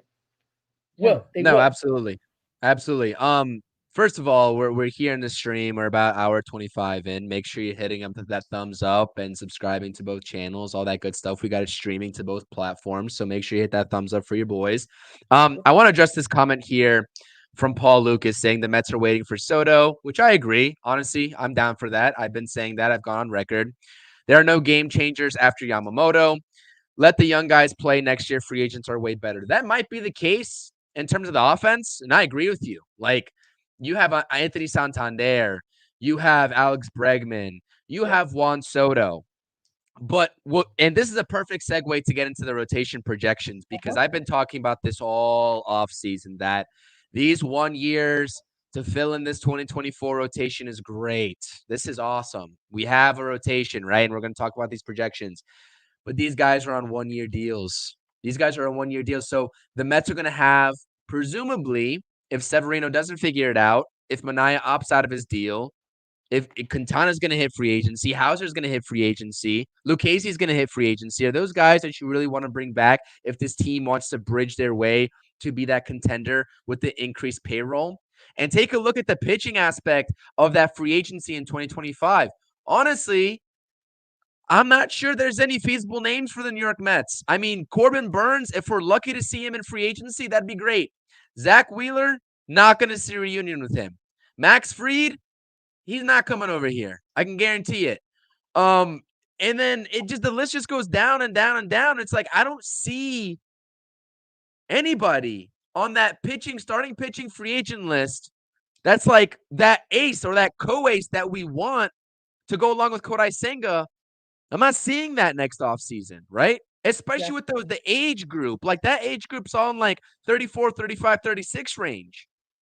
So there's going to be some trades that go down. I know we've been mentioning Peralta in the chat, especially in my chat. Freddie Peralta, that is, with the Brewers. See what happens, man. But this is a problem that we're going to have to talk about next offseason as well when we talk about these 1-year deals. So, like I said, I agree with you that offensively, maybe there's better options offensively next offseason. But here, when we're talking about the rotation, I can't confidently say that. Well, you know what? They're counting on Christian Scott. They're counting on Mike Vasil to be, Christian Scott everybody's projecting him to be a top line starter. If it's a number 1 or a number 2, they're projecting him to be up here in 2025. You hope Mike Vasil is a number 4 or number 5, at best number 3, but to have him in the back end of the rotation, and then you only got to worry about number 3 starter, number 4 starter, where you can work with in free agency or a trade. So they're hoping Christian Scott performs extremely well, where next offseason you can just put him into the number 2 spot with Kodai Senga, and now you got to worry about 3, 4, and 5. If Mike Vasil is a guy that can be your number 5, great. Now you only got 2 starters to worry about in your rotation, and maybe it's a Walker Buehler, right? They might throw in there and say, hey, let's go get him. Young arm guy that had Tommy John surgery, had injuries last year, but is a guy that has an electric arm. And maybe the Mets do make a trade for a Freddie Peralta and God knows who else. Or maybe they sign Woodruff to a 2-year deal and maybe have him ready to go in 2025. A lot of options there. But heading into the rotation, I talked in the group chat. we believe the rotation is going to be not in this order, but Senga, Quintana, Minaya, Severino, and Hauser. That's probably at the moment the 5 starters, right? Unless unforeseen circumstances, somebody pitches bad in spring and somebody pitches well, takes a job, whatever. But let's start with the back end of the rotation in Adrian Hauser. We traded for him. He's a Stearns type of guy, 31 years old. He had an interesting season last year, a 4.12 ERA last year, 23 games started. So they pitched him in a bullpen a little bit. And what is interesting in his projections, I don't know if you look, Chris, they have him in 37 games, but only 23 games started in 133 innings. So maybe they projected him to be a long man in the rotation. I don't see that at all. One more time. Hauser. Adrian okay. Hauser. Yeah. So I don't see why they have him in that many games, except them thinking that he might be the long man in the rotation, and maybe it is Mike Basil that pops up as a 5th star. I don't know, but say if he pitches in the rotation and he pitches 29 starts, right, 145, 150 innings, they're projecting him to have a 4.5 ERA, which is right in the line with every other 5th starter that is either 4.5 or worse. So, Adrian Hauser, what do you think about those projections? Yeah, I mean, I'll take it. That is really interesting. I didn't get to see that in terms of the 37 games versus, I think you said 23 games started. That's actually pretty interesting. And that fits perfectly into what David Stearns has said in terms of figuring out that 2025 offseason in that rotation and giving Christian Scott and Mike Vasil a chance. Because Adrian Hauser, I think he would fit the bill for that long man reliever. But then you have to figure out what happens to Jose Buto, what happens to Joey Lucchesi. And like I said, with this 26-man roster, you can go on and on and on and on and on. And David Stearns is going to have his work cut out for him. But yeah, I like that. I like that projection. If you look at Adrian Hauser, especially what he's produced with Milwaukee, the numbers have been consistent, right? He's not a high strikeout guy. He's not going to overpower you with a fastball, but I think he's a predominant ground ball pitcher, and he pitches to contact. Now, we'll see what the infield looks like. We'll see about Brett Beatty if he can get any confidence over there at third base. He's going to need it because when Adrian Hauser takes that mound every 5th day, balls are going to get hit to him. So, and that's the one thing where it's like throughout this, I mean, Sean Manaea probably can be a higher strikeout guy. Luis Severino with his arsenal probably could be a high strikeout guy. But when you're talking about like a Jose Quintana and especially Adrian Hauser, those guys are contact pitchers. So, and that's reflective. Let's be honest. That's reflective in their ERAs, especially for Hauser, 4.5. Like when you're a contact pitcher and you rely on that, obviously there are games that you're going to get roughed up or you're going to get touched up because they're going to hit them where they ain't. And you're facing MLB competition at the end of the day. But I like those projections. I think I definitely would take them. Like you said, 5th starter in any rotation in this league. No rotation is that deep where they're getting like, 2 ERA, or even in the high 2s, anything below 3 with that 5th starter. Like you'd be hard pressed to find that. So I like those Adrian Hauser numbers. Obviously, Stearns brought him in for a reason. He showed a lot of consistency, and that's something that the Mets have lacked, especially in 2023, was that consistency. And I think that's the strength of Adrian Hauser that projects very well for the New York Mets in 2024, is at least consistency. We know what we're going to get from him every 5th day. Yeah, and that's to say, you need guys to go out there every 5th day. Having a pitcher in your rotation to go there every 5th day is not a worry to your depth. Not a worry to who's pitching today. You know who's going to pitch every 5th day. That's what Hauser brings you. He gives you innings, right? He'll pitch you 140 to 150 innings every 5th, giving you every 5th day start, and it actually helps your bullpen in the process as well, right? He'll have his bad starts, but occasionally he'll throw his gems. But what he'll do most days is give your team a chance to win. Give your bullpen a chance to shut down the rest of the lineup and give you a chance to team to win. He might give up 3 to 4 runs a game, but he'll keep the team in a ball game where they can, creep back into a game or keep it a tie game. That's what Hauser will do. So next up, I would say the 4th starter right at the moment, Luis Severino. Last year, he pitched in 18 games started, 19 games overall. He pitched a little bit in the bullpen, only 89 innings. He had a terrible ERA of 6.65. I think that's an anomaly. That's his worst year of his career. They're projecting him with a 4.5 ERA, 4.53 ERA, and 26 starts. If Severino gives us 26 starts, and I think he's going to pitch better than this. I think he's going to pitch to an under 4 ERA, like in the high 3s. But let's say if he does pitch to a 4.5 ERA, right? gives you 26 starts. That's perfectly fine for a fourth starter. Like, I like that ERA to go down. Like, I think he's going to pitch to an under 4 ERA, a high 3 ERA. But Chris, what do you think of these numbers? 26 starts for Severino. That means he's going to stay mostly healthy for the season. 6+, that's 8 starts over what he produced last season. Say he goes 5 innings in each. That's 40 more innings you're getting out of him. That's like in the 130 range. I'll take that all day for Luis Severino. His projection is 137 innings. Yeah, I'll take that all day for Luis Severino. Sorry, I don't have it up, so I'm just doing my simple math here based off I should have said it to you. That's my fault. No, you're good. I mean, yeah, I'll take that all day, and I think he's gonna pitch. I think he's gonna pitch better than a 4.5 ERA, man. I think he's going to pitch a lot better. I think last season, you're right, was a definite anomaly for him. He's a 5-pitch Arsenal type pitcher, and that plays very well. The command hasn't been there. The health hasn't been there. The location hasn't been there. And I think that we are going to see, especially in this contract season, like most of these guys are in, we're going to see a different version of them. And you said this multiple times on, and I got to give credit to you. Like, when you got guys that have a chip on their shoulder now on your team playing for their next contract, that bodes very well for you. That bodes very well for you. Now, I'm not saying they shouldn't have been playing like this the whole time. I'm not saying because Luis Severino wasn't in a contract year last season, he got to slack off or whatever. I mean, injuries happen, right? But all I'm saying is that given that fact that chip is now on their shoulder, they need to make a payday for the next contract to increase their bag for the next season, whether it's with the New York Mets or anybody else. This plays well for the New York Mets. So give me all the overs or unders. How are we doing that? Over or under? Let's go under. Give me the unders for Luis Severino in terms of the ERA and everything else, minus the innings pitched. That's going to go up.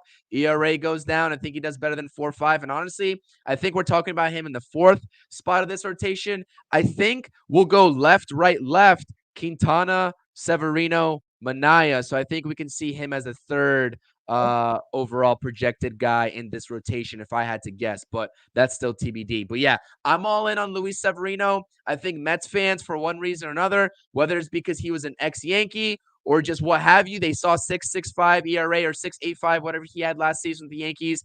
When they get to Baseball Reference, I think they're writing him off.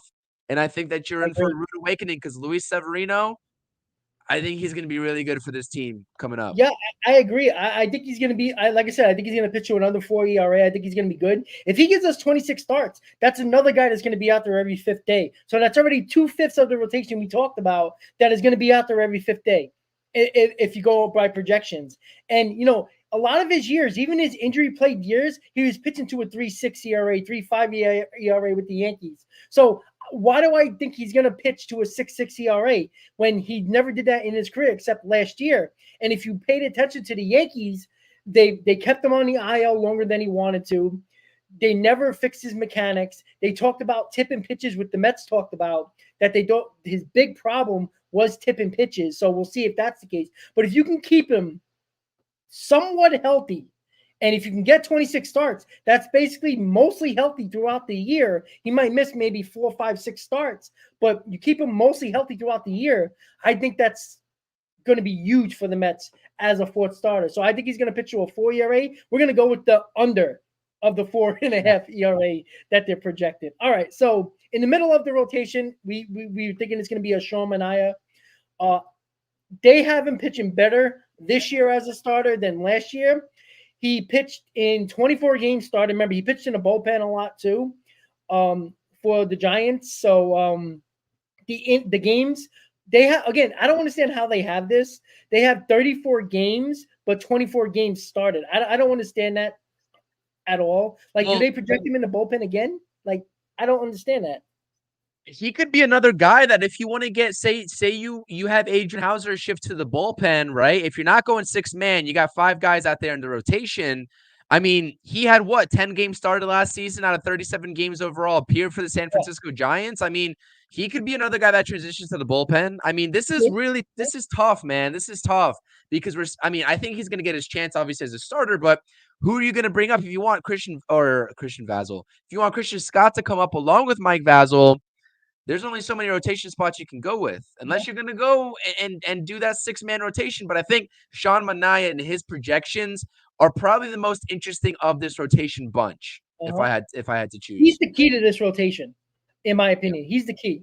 Like, because they have him pitching 157 innings next year. So even if he pitches, say, 29 starts, that's another guy that pitches every 5th day. Like, again, that's 3/5 of the rotation already. Like, that's a lot of innings so far. I mean, we're talking about over 400 innings for 3 starters we talked about already. Like, that's already a ton of innings that is going to help your bullpen. So I think Sean Manaea is going to be really good. I think he's going to pitch. I like the 4.3 ERA is fine for me, but he's another one I think he can probably surprise people to go into an under 4 ERA, maybe in the mid 3s, high 3s, which I think Severino can pitch to as well. But Sean Manaea, he picked up another pitch. He fixed his mechanics in the lab after coming back with the Giants, and he pitched a lot better in the second half. And he added 2 or 3 miles an hour to that fastball, which I think is key for him as well, because a lot of his breaking stuff, it was very similar to his fastball in the first half, and there wasn't really a lot of difference in speed. I think that hurt him. But when he added to that fastball a couple miles an hour more, it made his breaking ball and his off-speed pitches a hell of a lot better and harder to hit for a hitter. So, Sean Manaea, what do you think? 4.3 ERA, 157 innings. Game starts, you can use your imagination with those innings. Sure. First of all, I think Severino pitches to a 3.8 ERA. I think he's a I think he's a 3.8 guy. Manaea, I mean, shoot. You said what? What do they project him at? 4.1? 4.3. 4.3. Yeah, he's gonna beat that. I can listen. We want Sean. Let's look up. I'm gonna look up Sean Manaea's stats throughout his career because I'm curious to see what he has in his Oakland A's days, because that was like peak Sean Manaea. We're talking about 3.59. We're talking about Oakland. Yeah, dude, this is So I think he could hit his potential here. Do I think it's still in the 4s in terms of the ERA? Yeah, low 4s. I'll say maybe 4 flat for Sean Manaea is where I project him at. Okay, I think 4 flat would be good. But you know what? The innings is what I like. I told you this many times. I think if you keep the majority of your pitching staff healthy, I think there's no issue with this rotation, because if you know you're going to get a starter that pitches every 5th day, and most of your rotation pitches every 5th day, that means you're not going into your depth. You're not using your bullpen as much. It's going to save your bullpen in the later months. And I think that's the important part. I think you need innings from this rotation. Yes, you need quality starts, but usually when you get innings from your pitchers, there's a pretty good chance they're keeping you in ball games. Because if they're not pitching well, you're taking them out earlier than expected. So if they're projected to have 145, 158, 60 innings, 160 innings, well, they're clearly pitching to quality and giving you a chance a team to win almost every start. So I like Sean Manaea a lot. He's going to give you innings. Is he going to be – look, if he pitches to a 3.9 to a 4.3 ERA, I think you can take that every day of the week. But we got the next two to talk about. And, we're thinking that Jose Quintana, who I think is going to be very solid for this team. It was a freak injury last year. It wasn't even a pitching injury last year. It was an injury that pitchers never get. Like, I think he was working out, and that's how he hurt himself last year. It wasn't because he was pitching that he got hurt, right? It was like a subcostal rib area, something like that, right? I thought it was a hammy, wasn't it? I don't even. A hammy? I thought it was something with his ribs or something. Like, you might be right, but I don't know. It was a weird injury, but it was nothing to do with his pitching. I think he hurt it when he worked out. It couldn't be more weird than Carlos Carrasco injuring it in the weight room and fracturing his pinky or whatever that was. Oh yeah, that's lovely. Remember that? Yeah. Anyways, I hate to laugh at an injury, but that's just like, if that had to like be peak 2023 Mets, if you had to describe it with one scenario, the stress reaction in the rib. Yeah, I saw. Yeah, So, I'm looking at it now. And they're saying in the article that it wasn't because of pitching. Like, he was just working out. Like doing his pre-pitching exercises, and that's when he got a stress reaction in his rib. Like that's not a pitching injury. So let's look at his projections. 158 innings, 29 games start. That's a huge number right there. That means 5-6 innings, but they have his ERA at 4.41. That's a bad projection in my opinion. Terrible. When he pitched to a 3.57 in the 13 starts later in the middle of the season, that's a high ERA. I'm sorry. For a guy who has, I think he has a 3.4 ERA career, to give him a full run more as his overall career and even last year, if he's healthy, he's going to be a solid starter. I think he's a 3.5 ERA, maybe 3.6. I don't think he's going to be that bad. Yeah, I mean, he only pitched obviously 75 innings last season. He was at 3.57 in his first 9 games. He was at a 3.00. Yeah. But the thing is like with like you look at his last couple of seasons, 2022 was great. Obviously coming over, he pitched for the Pirates and the Cardinals, and he pitched great over the longevity of 2022. But you look at 2021 and you look at the rest of those seasons, 2020 and 2021, like there's not really much sample size to go off of Quintana. So I'm not sure whoever's making these projections are definitely underselling him. But you also look at 2019, when you get that sample size back, he's at 4.68. So like throughout his career, you said he's at, he's at 7.4 career ERA. Yeah, and yeah. I don't know if I'm not sure if I'm gonna go in the 4s. Like if they said a 4 ERA, I can understand where they get that projection from. Sure. But I mean, you're telling me he's gonna pitch a little bit worse than Luis Severino? That makes no sense. Yeah. At all. Like that doesn't make any sense, and that doesn't play well for being the rotation's number 2 overall starter anyway. They have Luis Severino at a 4.53 ERA and Jose Quintana at a 4.41. That if that's the case, then the Mets are in trouble. Like let's be honest about that. Like, you know what? I think that Luis Severino can actually outperform Jose Quintana. If I had to guess, I think he can outperform him. His stuff, but to have him that close to Luis Severino based on last year's performance, like they can't get the projections from anywhere else. Like, what are you projecting? Age to be a factor, especially when he came back and pitched really well after an injury. Like, it's not like he pitched to a 4 ERA last year when he came back. He pitched really well. Right. He was one of your best starters, other than Senga. Like, I find that, I don't know. I think that's way off. I think he can pitch to a 3.7 ERA. I think he's going to be fine. Again, if he gives you 158, 160 innings, that's another guy. A lot of innings. The Mets, I think they got one starter last year that was over 150 innings, and that was Senga. Other than that, there was none. There's your problem. You got to get these innings from these starters, and that's again, what I'm. Yeah, buddy. Like you're saying, you got to get the innings with the starters because you have a bullpen that can take over, and those early innings now they don't even need to go. You know, they could even go 4 innings.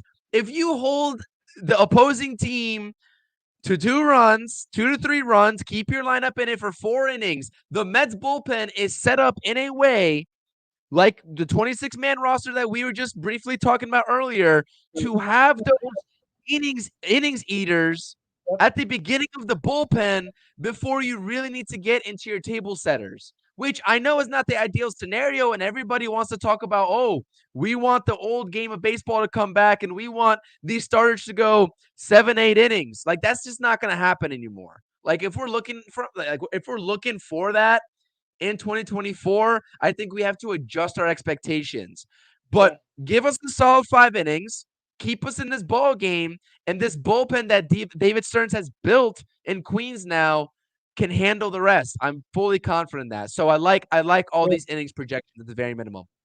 Absolutely. All right. Now we're going to get to our ace, Kodai Senga. Last year, great season, just under a 3 ERA, 2.98, 166 innings, 166 in the third innings, 29 games started. They're projected him to have 31 starts, so they're giving him a couple more starts, and now 182 innings projected. That's a little less than 20 innings more in 2024, but they have him at a 3.69 ERA, almost like close to a full run more, almost. Like, I mean, I don't like that either. I think he's going to pitch to a lower, very low 3 ERA, to be honest. Yeah, I think it's in the threes. I think it's low threes. I'll agree with you there. Maybe they're projecting that forkball to have been figured out in year 2. I just don't think that pitch is going to, like, that's not a type of pitch that gets figured out, from year to year, like on a He's got to 1-year hang those basis, no pitches. less. He's got to hang those pitches. Yeah, and even that, like, you see how foolish hitters look last season? That thing starts in the middle of the zone, middle. Hitters' eyes are getting wide, looking like a beach ball before it drops right underneath their bats. Like, that is not a pitch that's going to get figured out if I had to assume. So projecting him at 3.6, what did he finish? What did he finish at officially last season? 2.98. 2 point. Yeah, I don't like that. But the thing is like these projections. I know we're going off of Fangraphs here, right? Yeah.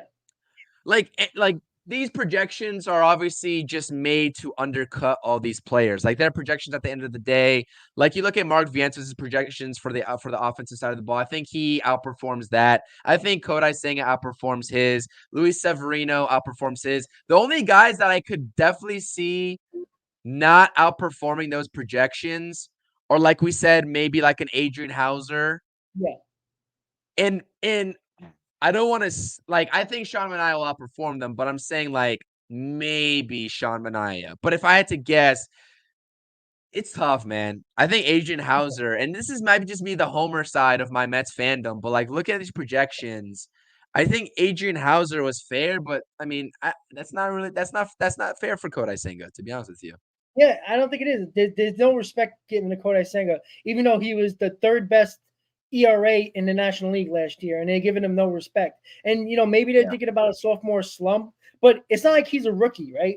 I know, considering he was a rookie, just the way the rules are in Major League Baseball, but he's been a professional for years, right? He knows how to pitch the batters, right? He got better. You would think with more of a book on him, he would get worse during the season, later in the season. He got better later in the season with guys. Remember what they talked about? I think there was a time where he faced the Marlins like 4 times in like 6 starts, and he dominated them. And that was a Marlins team that made the playoffs.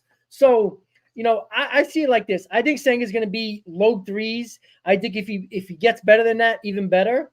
But low 3s, I think is exactly where he's going to be. And you know what? Maybe he gets better. Why can't he get better? He gets the book on these batters now too, right? He knows. He was pitching basically blindly in his first year of the season, and he got better over time last season. So, last topic. I know we're going almost 2 hours into this Mets household, but it was a lot of information we had to get through today, and that's why we're gonna talk about the roster projections and outlook in a stream just by itself, because clearly we spent almost 45 minutes to an hour just speaking about the roster itself, because it's important, because there is things that everybody's going to have different opinions on, because the roster, we don't really know if they're going to add to this still. We just don't know, especially with the news about Rosario of the Mets being an interest. So, last topic, spring training outlook. If I give you, say, 2 things that you are looking for in spring training with this current roster, again, tomorrow we might get somebody else, but with this current roster that we have right now, what are the 2 things you're looking for the most in spring training going into pitchers and catchers? I would say, it's really hard to project how much burn these guys are going to get in spring training, right? It's hard to imagine that. So it's hard for me to, get up here and sit on here and tell you, well, I want to see, a guy like, I mean, obviously we're going to see Vientos a lot, but, I'm not going to name you Brandon Nimmo, because we're not going to see much of him. You know what I mean? They're not going to just openly play Brandon Nimmo in spring training. I think I want to see how those young guys do in terms of not only on the offensive side of the ball, but the pitching side of the ball too. Vasil and Scott. Mike Vasil particularly with him being the most ready pitcher that we have in this farm system, presumably. Like, we're going off of, where he's at in the minor leagues versus where he's projected. We know, we just talked about it. We would probably project him to be a 5th or 4th type start in this rotation. If he pans out to be a number 3, great. Like great. That's awesome. Cherry on top. But Mike Vasil, because this is a guy that struggled a little bit in 2023, especially when he hit, if I'm not mistaken, AAA. I dropped the video, by the way, on Mike Vasil and Christian Scott both. Go check that out. I can see him doing very well for this team. I have a couple of concerns about him, though. I have concerns about his delivery first and foremost. But like I said, I want to see how he does, especially in spring training. He's gonna get the opportunity. We're gonna see these young guys.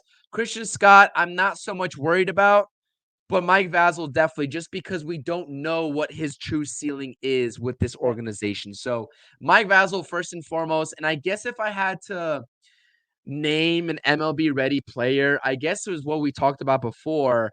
And if we're ever gonna see the page turn with this particular ball player, is Tyler McGill. Are we going to see him ever turn that corner? Is this splitter that we've been hearing about all off season, this newly acquired pitch for him in his arsenal, is that going to make all the difference in the world for him in terms of being that guy that he has shown flashes of in seasons prior, but has never really built up that consistency? I guess I want to see where he fits in, because we were talking about it before. Like, he is the wild card also. He doesn't have a solidified spot in this rotation. He doesn't have a solidified spot in this bullpen. So where are we putting Mr. Tyler McGill? You know what I mean? So I think him, I'm going to keep close. And that's a boring answer maybe, because it's like, who cares about Tyler McGill? But I'm very curious, because this is a guy that a lot of Mets fans were like, oh, we might have something here. This guy might be, the next best thing since sliced bread. He could end up being a 2-man in the rotation. Some people were going as far as they say that. Like, we haven't seen it. And it's been unfortunate, because I like Tyler McGill. Very even keel guy. Doesn't lose his composure on the mound. And he has a lot of untapped potential there, but we just haven't seen it. And it's like, this might be his last trial run also with the New York Mets, because there's only so many opportunities you can give these guys, like Tyler McGill, like David Peterson, like Drew Smith. There's only so many opportunities you can give these guys before you need to just let go and let bygones be bygones. Mm-hmm. Yeah. So, yeah, Tyler McGill and Mike Vasil, 2 guys that I'm watching out for in spring training. I agree with you when it comes to those 2 guys. I think what I'm watching for, I think the 5th spot is up for grabs. I think the Hauser, McGill, Vasil is going to be very, very interesting. I think those 3 guys are going to be fighting it out for the 5th spot, and it's going to be 2 out of the 3 that's going to make this roster. One's going to get the 5th spot, one's going to get a long man, the other one's going to get stuck in the minor league. Now, I think Hauser has the upper hand, because I think Stearns likes him. He didn't trade for him just to put him in the minors. I think Hauser has the opportunity right away to be either bullpen depth, long man, or the 5th starter. I think he got the nod at the moment, and I think it's McGill and Vasil, which, excuse me, sorry. I don't think Mike Vasil, they're going to put him in the bullpen. So unless Mike Vasil outperforms Hauser and McGill, Vasil, I think, is the one that's going to get stuck going back to the minors, and I think McGill is going to get the long man. But to be honest with you, if McGill pitches well in spring, I'm leaning towards giving McGill the 5th spot, only because I've seen what he can do when he's on. And if that splitter is true to form and it's major league caliber, and a lot of people are saying that it's really damn good, I'm inclined to put him in the 5th spot and put Hauser in the bullpen as a long man, because he's done it. McGill in the bullpen was a disaster when they put him in the bullpen a couple of times. McGill is a starter.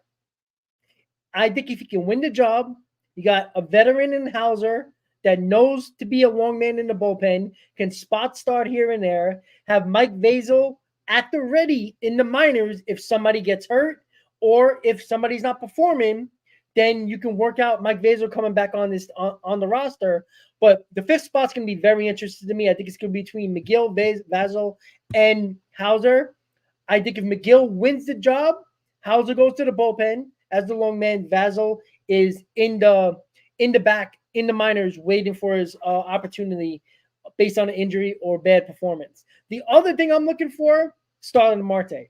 I think the Mets are going to put Starlin Marte out in every game possible in spring training because they're not married to Starlin Marte. The reason why they got Tyrone Taylor, why they kept Stewart, why they might sign Rosario, because there's a lot of opportunities for those guys to fill that spot if Marte doesn't perform. I think they want to know, and you can't tell if Marte is going to be healthy and perform if you're going to sit him on the bench because you're scared about him getting hurt. Marte is going to play a ton in spring training because you got to know if he can go out there every day, play, see if he can perform. If he does stay healthy, can he perform? Marte is going to be key to me. If Marte and the Rangers just scored in overtime, 2-1 over the Avs, go Rangers. Sorry about that. Who scored it? I don't know. I just turned up and I see them celebrating. Okay. Don't know. I'll let you know when they pop it up. Damn. I don't know. Let's see. They're crowding them. Move away. Who is it? All good. They won. That's all that matters. Yes. All right. So, yeah, I think Marte is going to play a lot in spring. Give him the opportunity. Lafreniere, by the way. Oh, nice. Okay, cool. So, yeah, that's the way I see it. Marte and the fifth spot, I think, is up for grabs for the three pitchers I mentioned. Marte is going to play a lot in spring. I think if he doesn't show he can stay healthy, I think Tyrone Taylor is going to get the nod for right field. And if he does remain healthy but doesn't perform offensively or defensively, Tyrone Taylor is also going to take the job. I don't think DJ Stewart has a chance of getting a starting job. I think it's Tyrone Taylor, who is the perfect Stearns type of player. So Marte and the fifth spot is up for grabs. So that's what I think, Chris. So yeah. Right. And that's a very interesting thing in terms of that fifth spot, because you talk about, and Marte obviously is the given, right? I absolutely agree with you, is that you have guys competing for that, like your McGill. Obviously, I don't think Vasil is going to – I don't think he's going to get that opportunity out of spring training. I don't think it's going to be right away. So you're talking about like a guy like Hauser versus McGill versus Lucchesi, right? I'm looking at what the fan graphs right now, and I know this, we're going to save this for a stream, but I want to get people's heads thinking about this because we're going to make an entire stream out of it. When we talk about those three guys, who's going to win that fifth starter competition? Or if the Mets just go to six-man, to a six-man straight up, what's going to happen with this bullpen? Because I'm looking at this Fangraphs projected bullpen, and they have the 8 guys up here, your usual suspects. I'll point them out to you. 1, Edwin Diaz. 2, Adam Ottavino. 3, Brooks Raley. 4, Drew Smith. 5, Jake Diekman. 6, Shintaro Fujinami. 7, Jorge Lopez.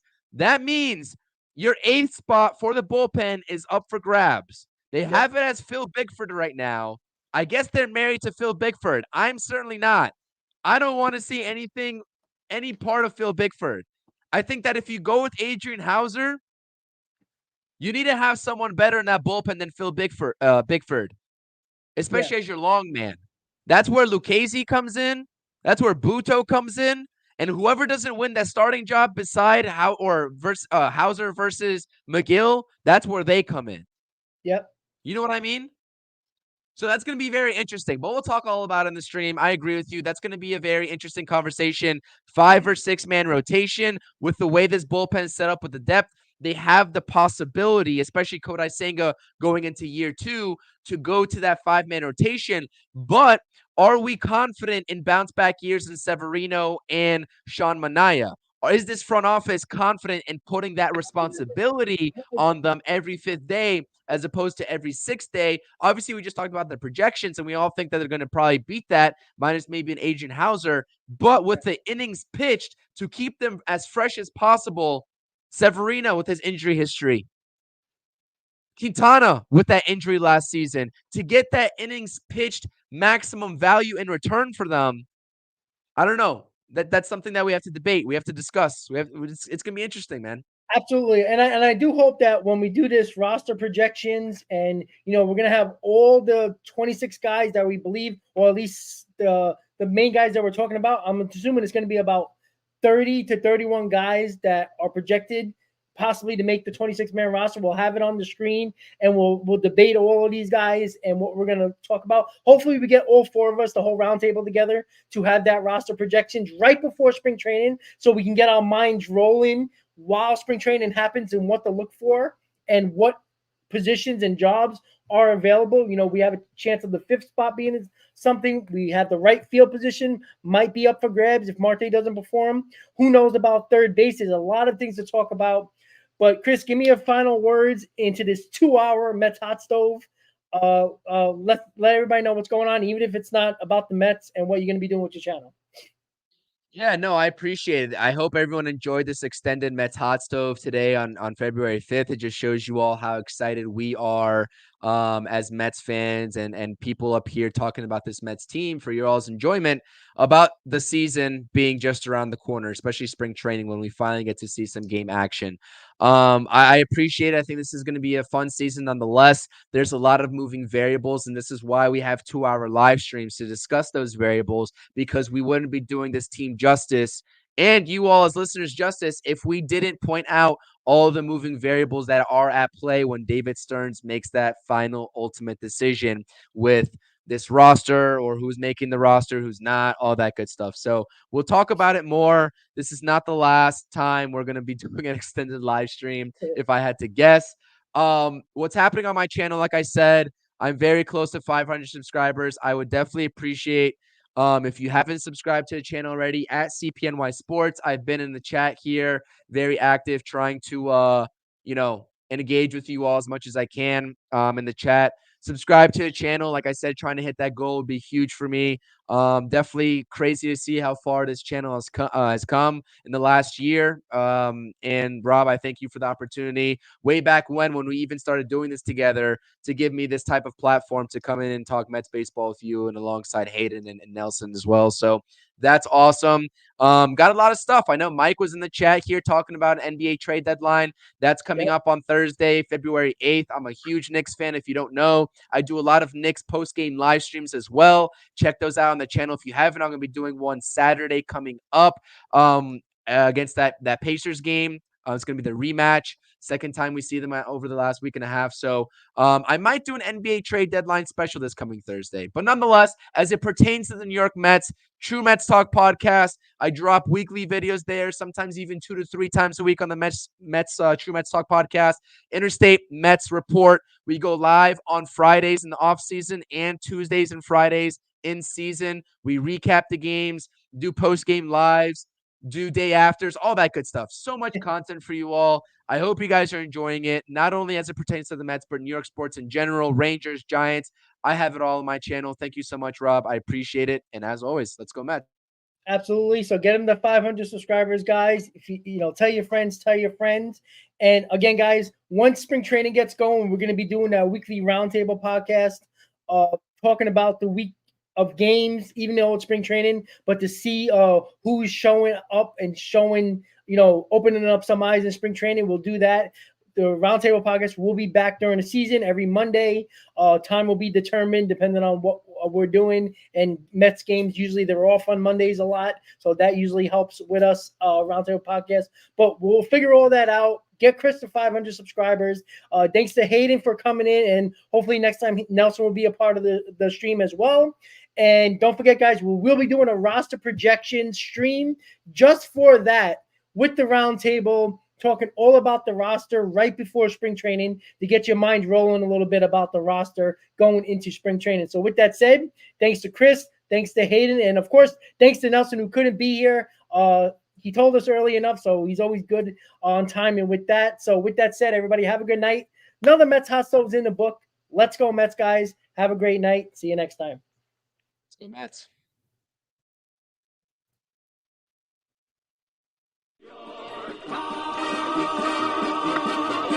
Oh, the butcher and the baker and the people on the streets, where do they go? To meet the Mets! Oh, they're hollering and cheering and they're jumping in their seats, where do they go?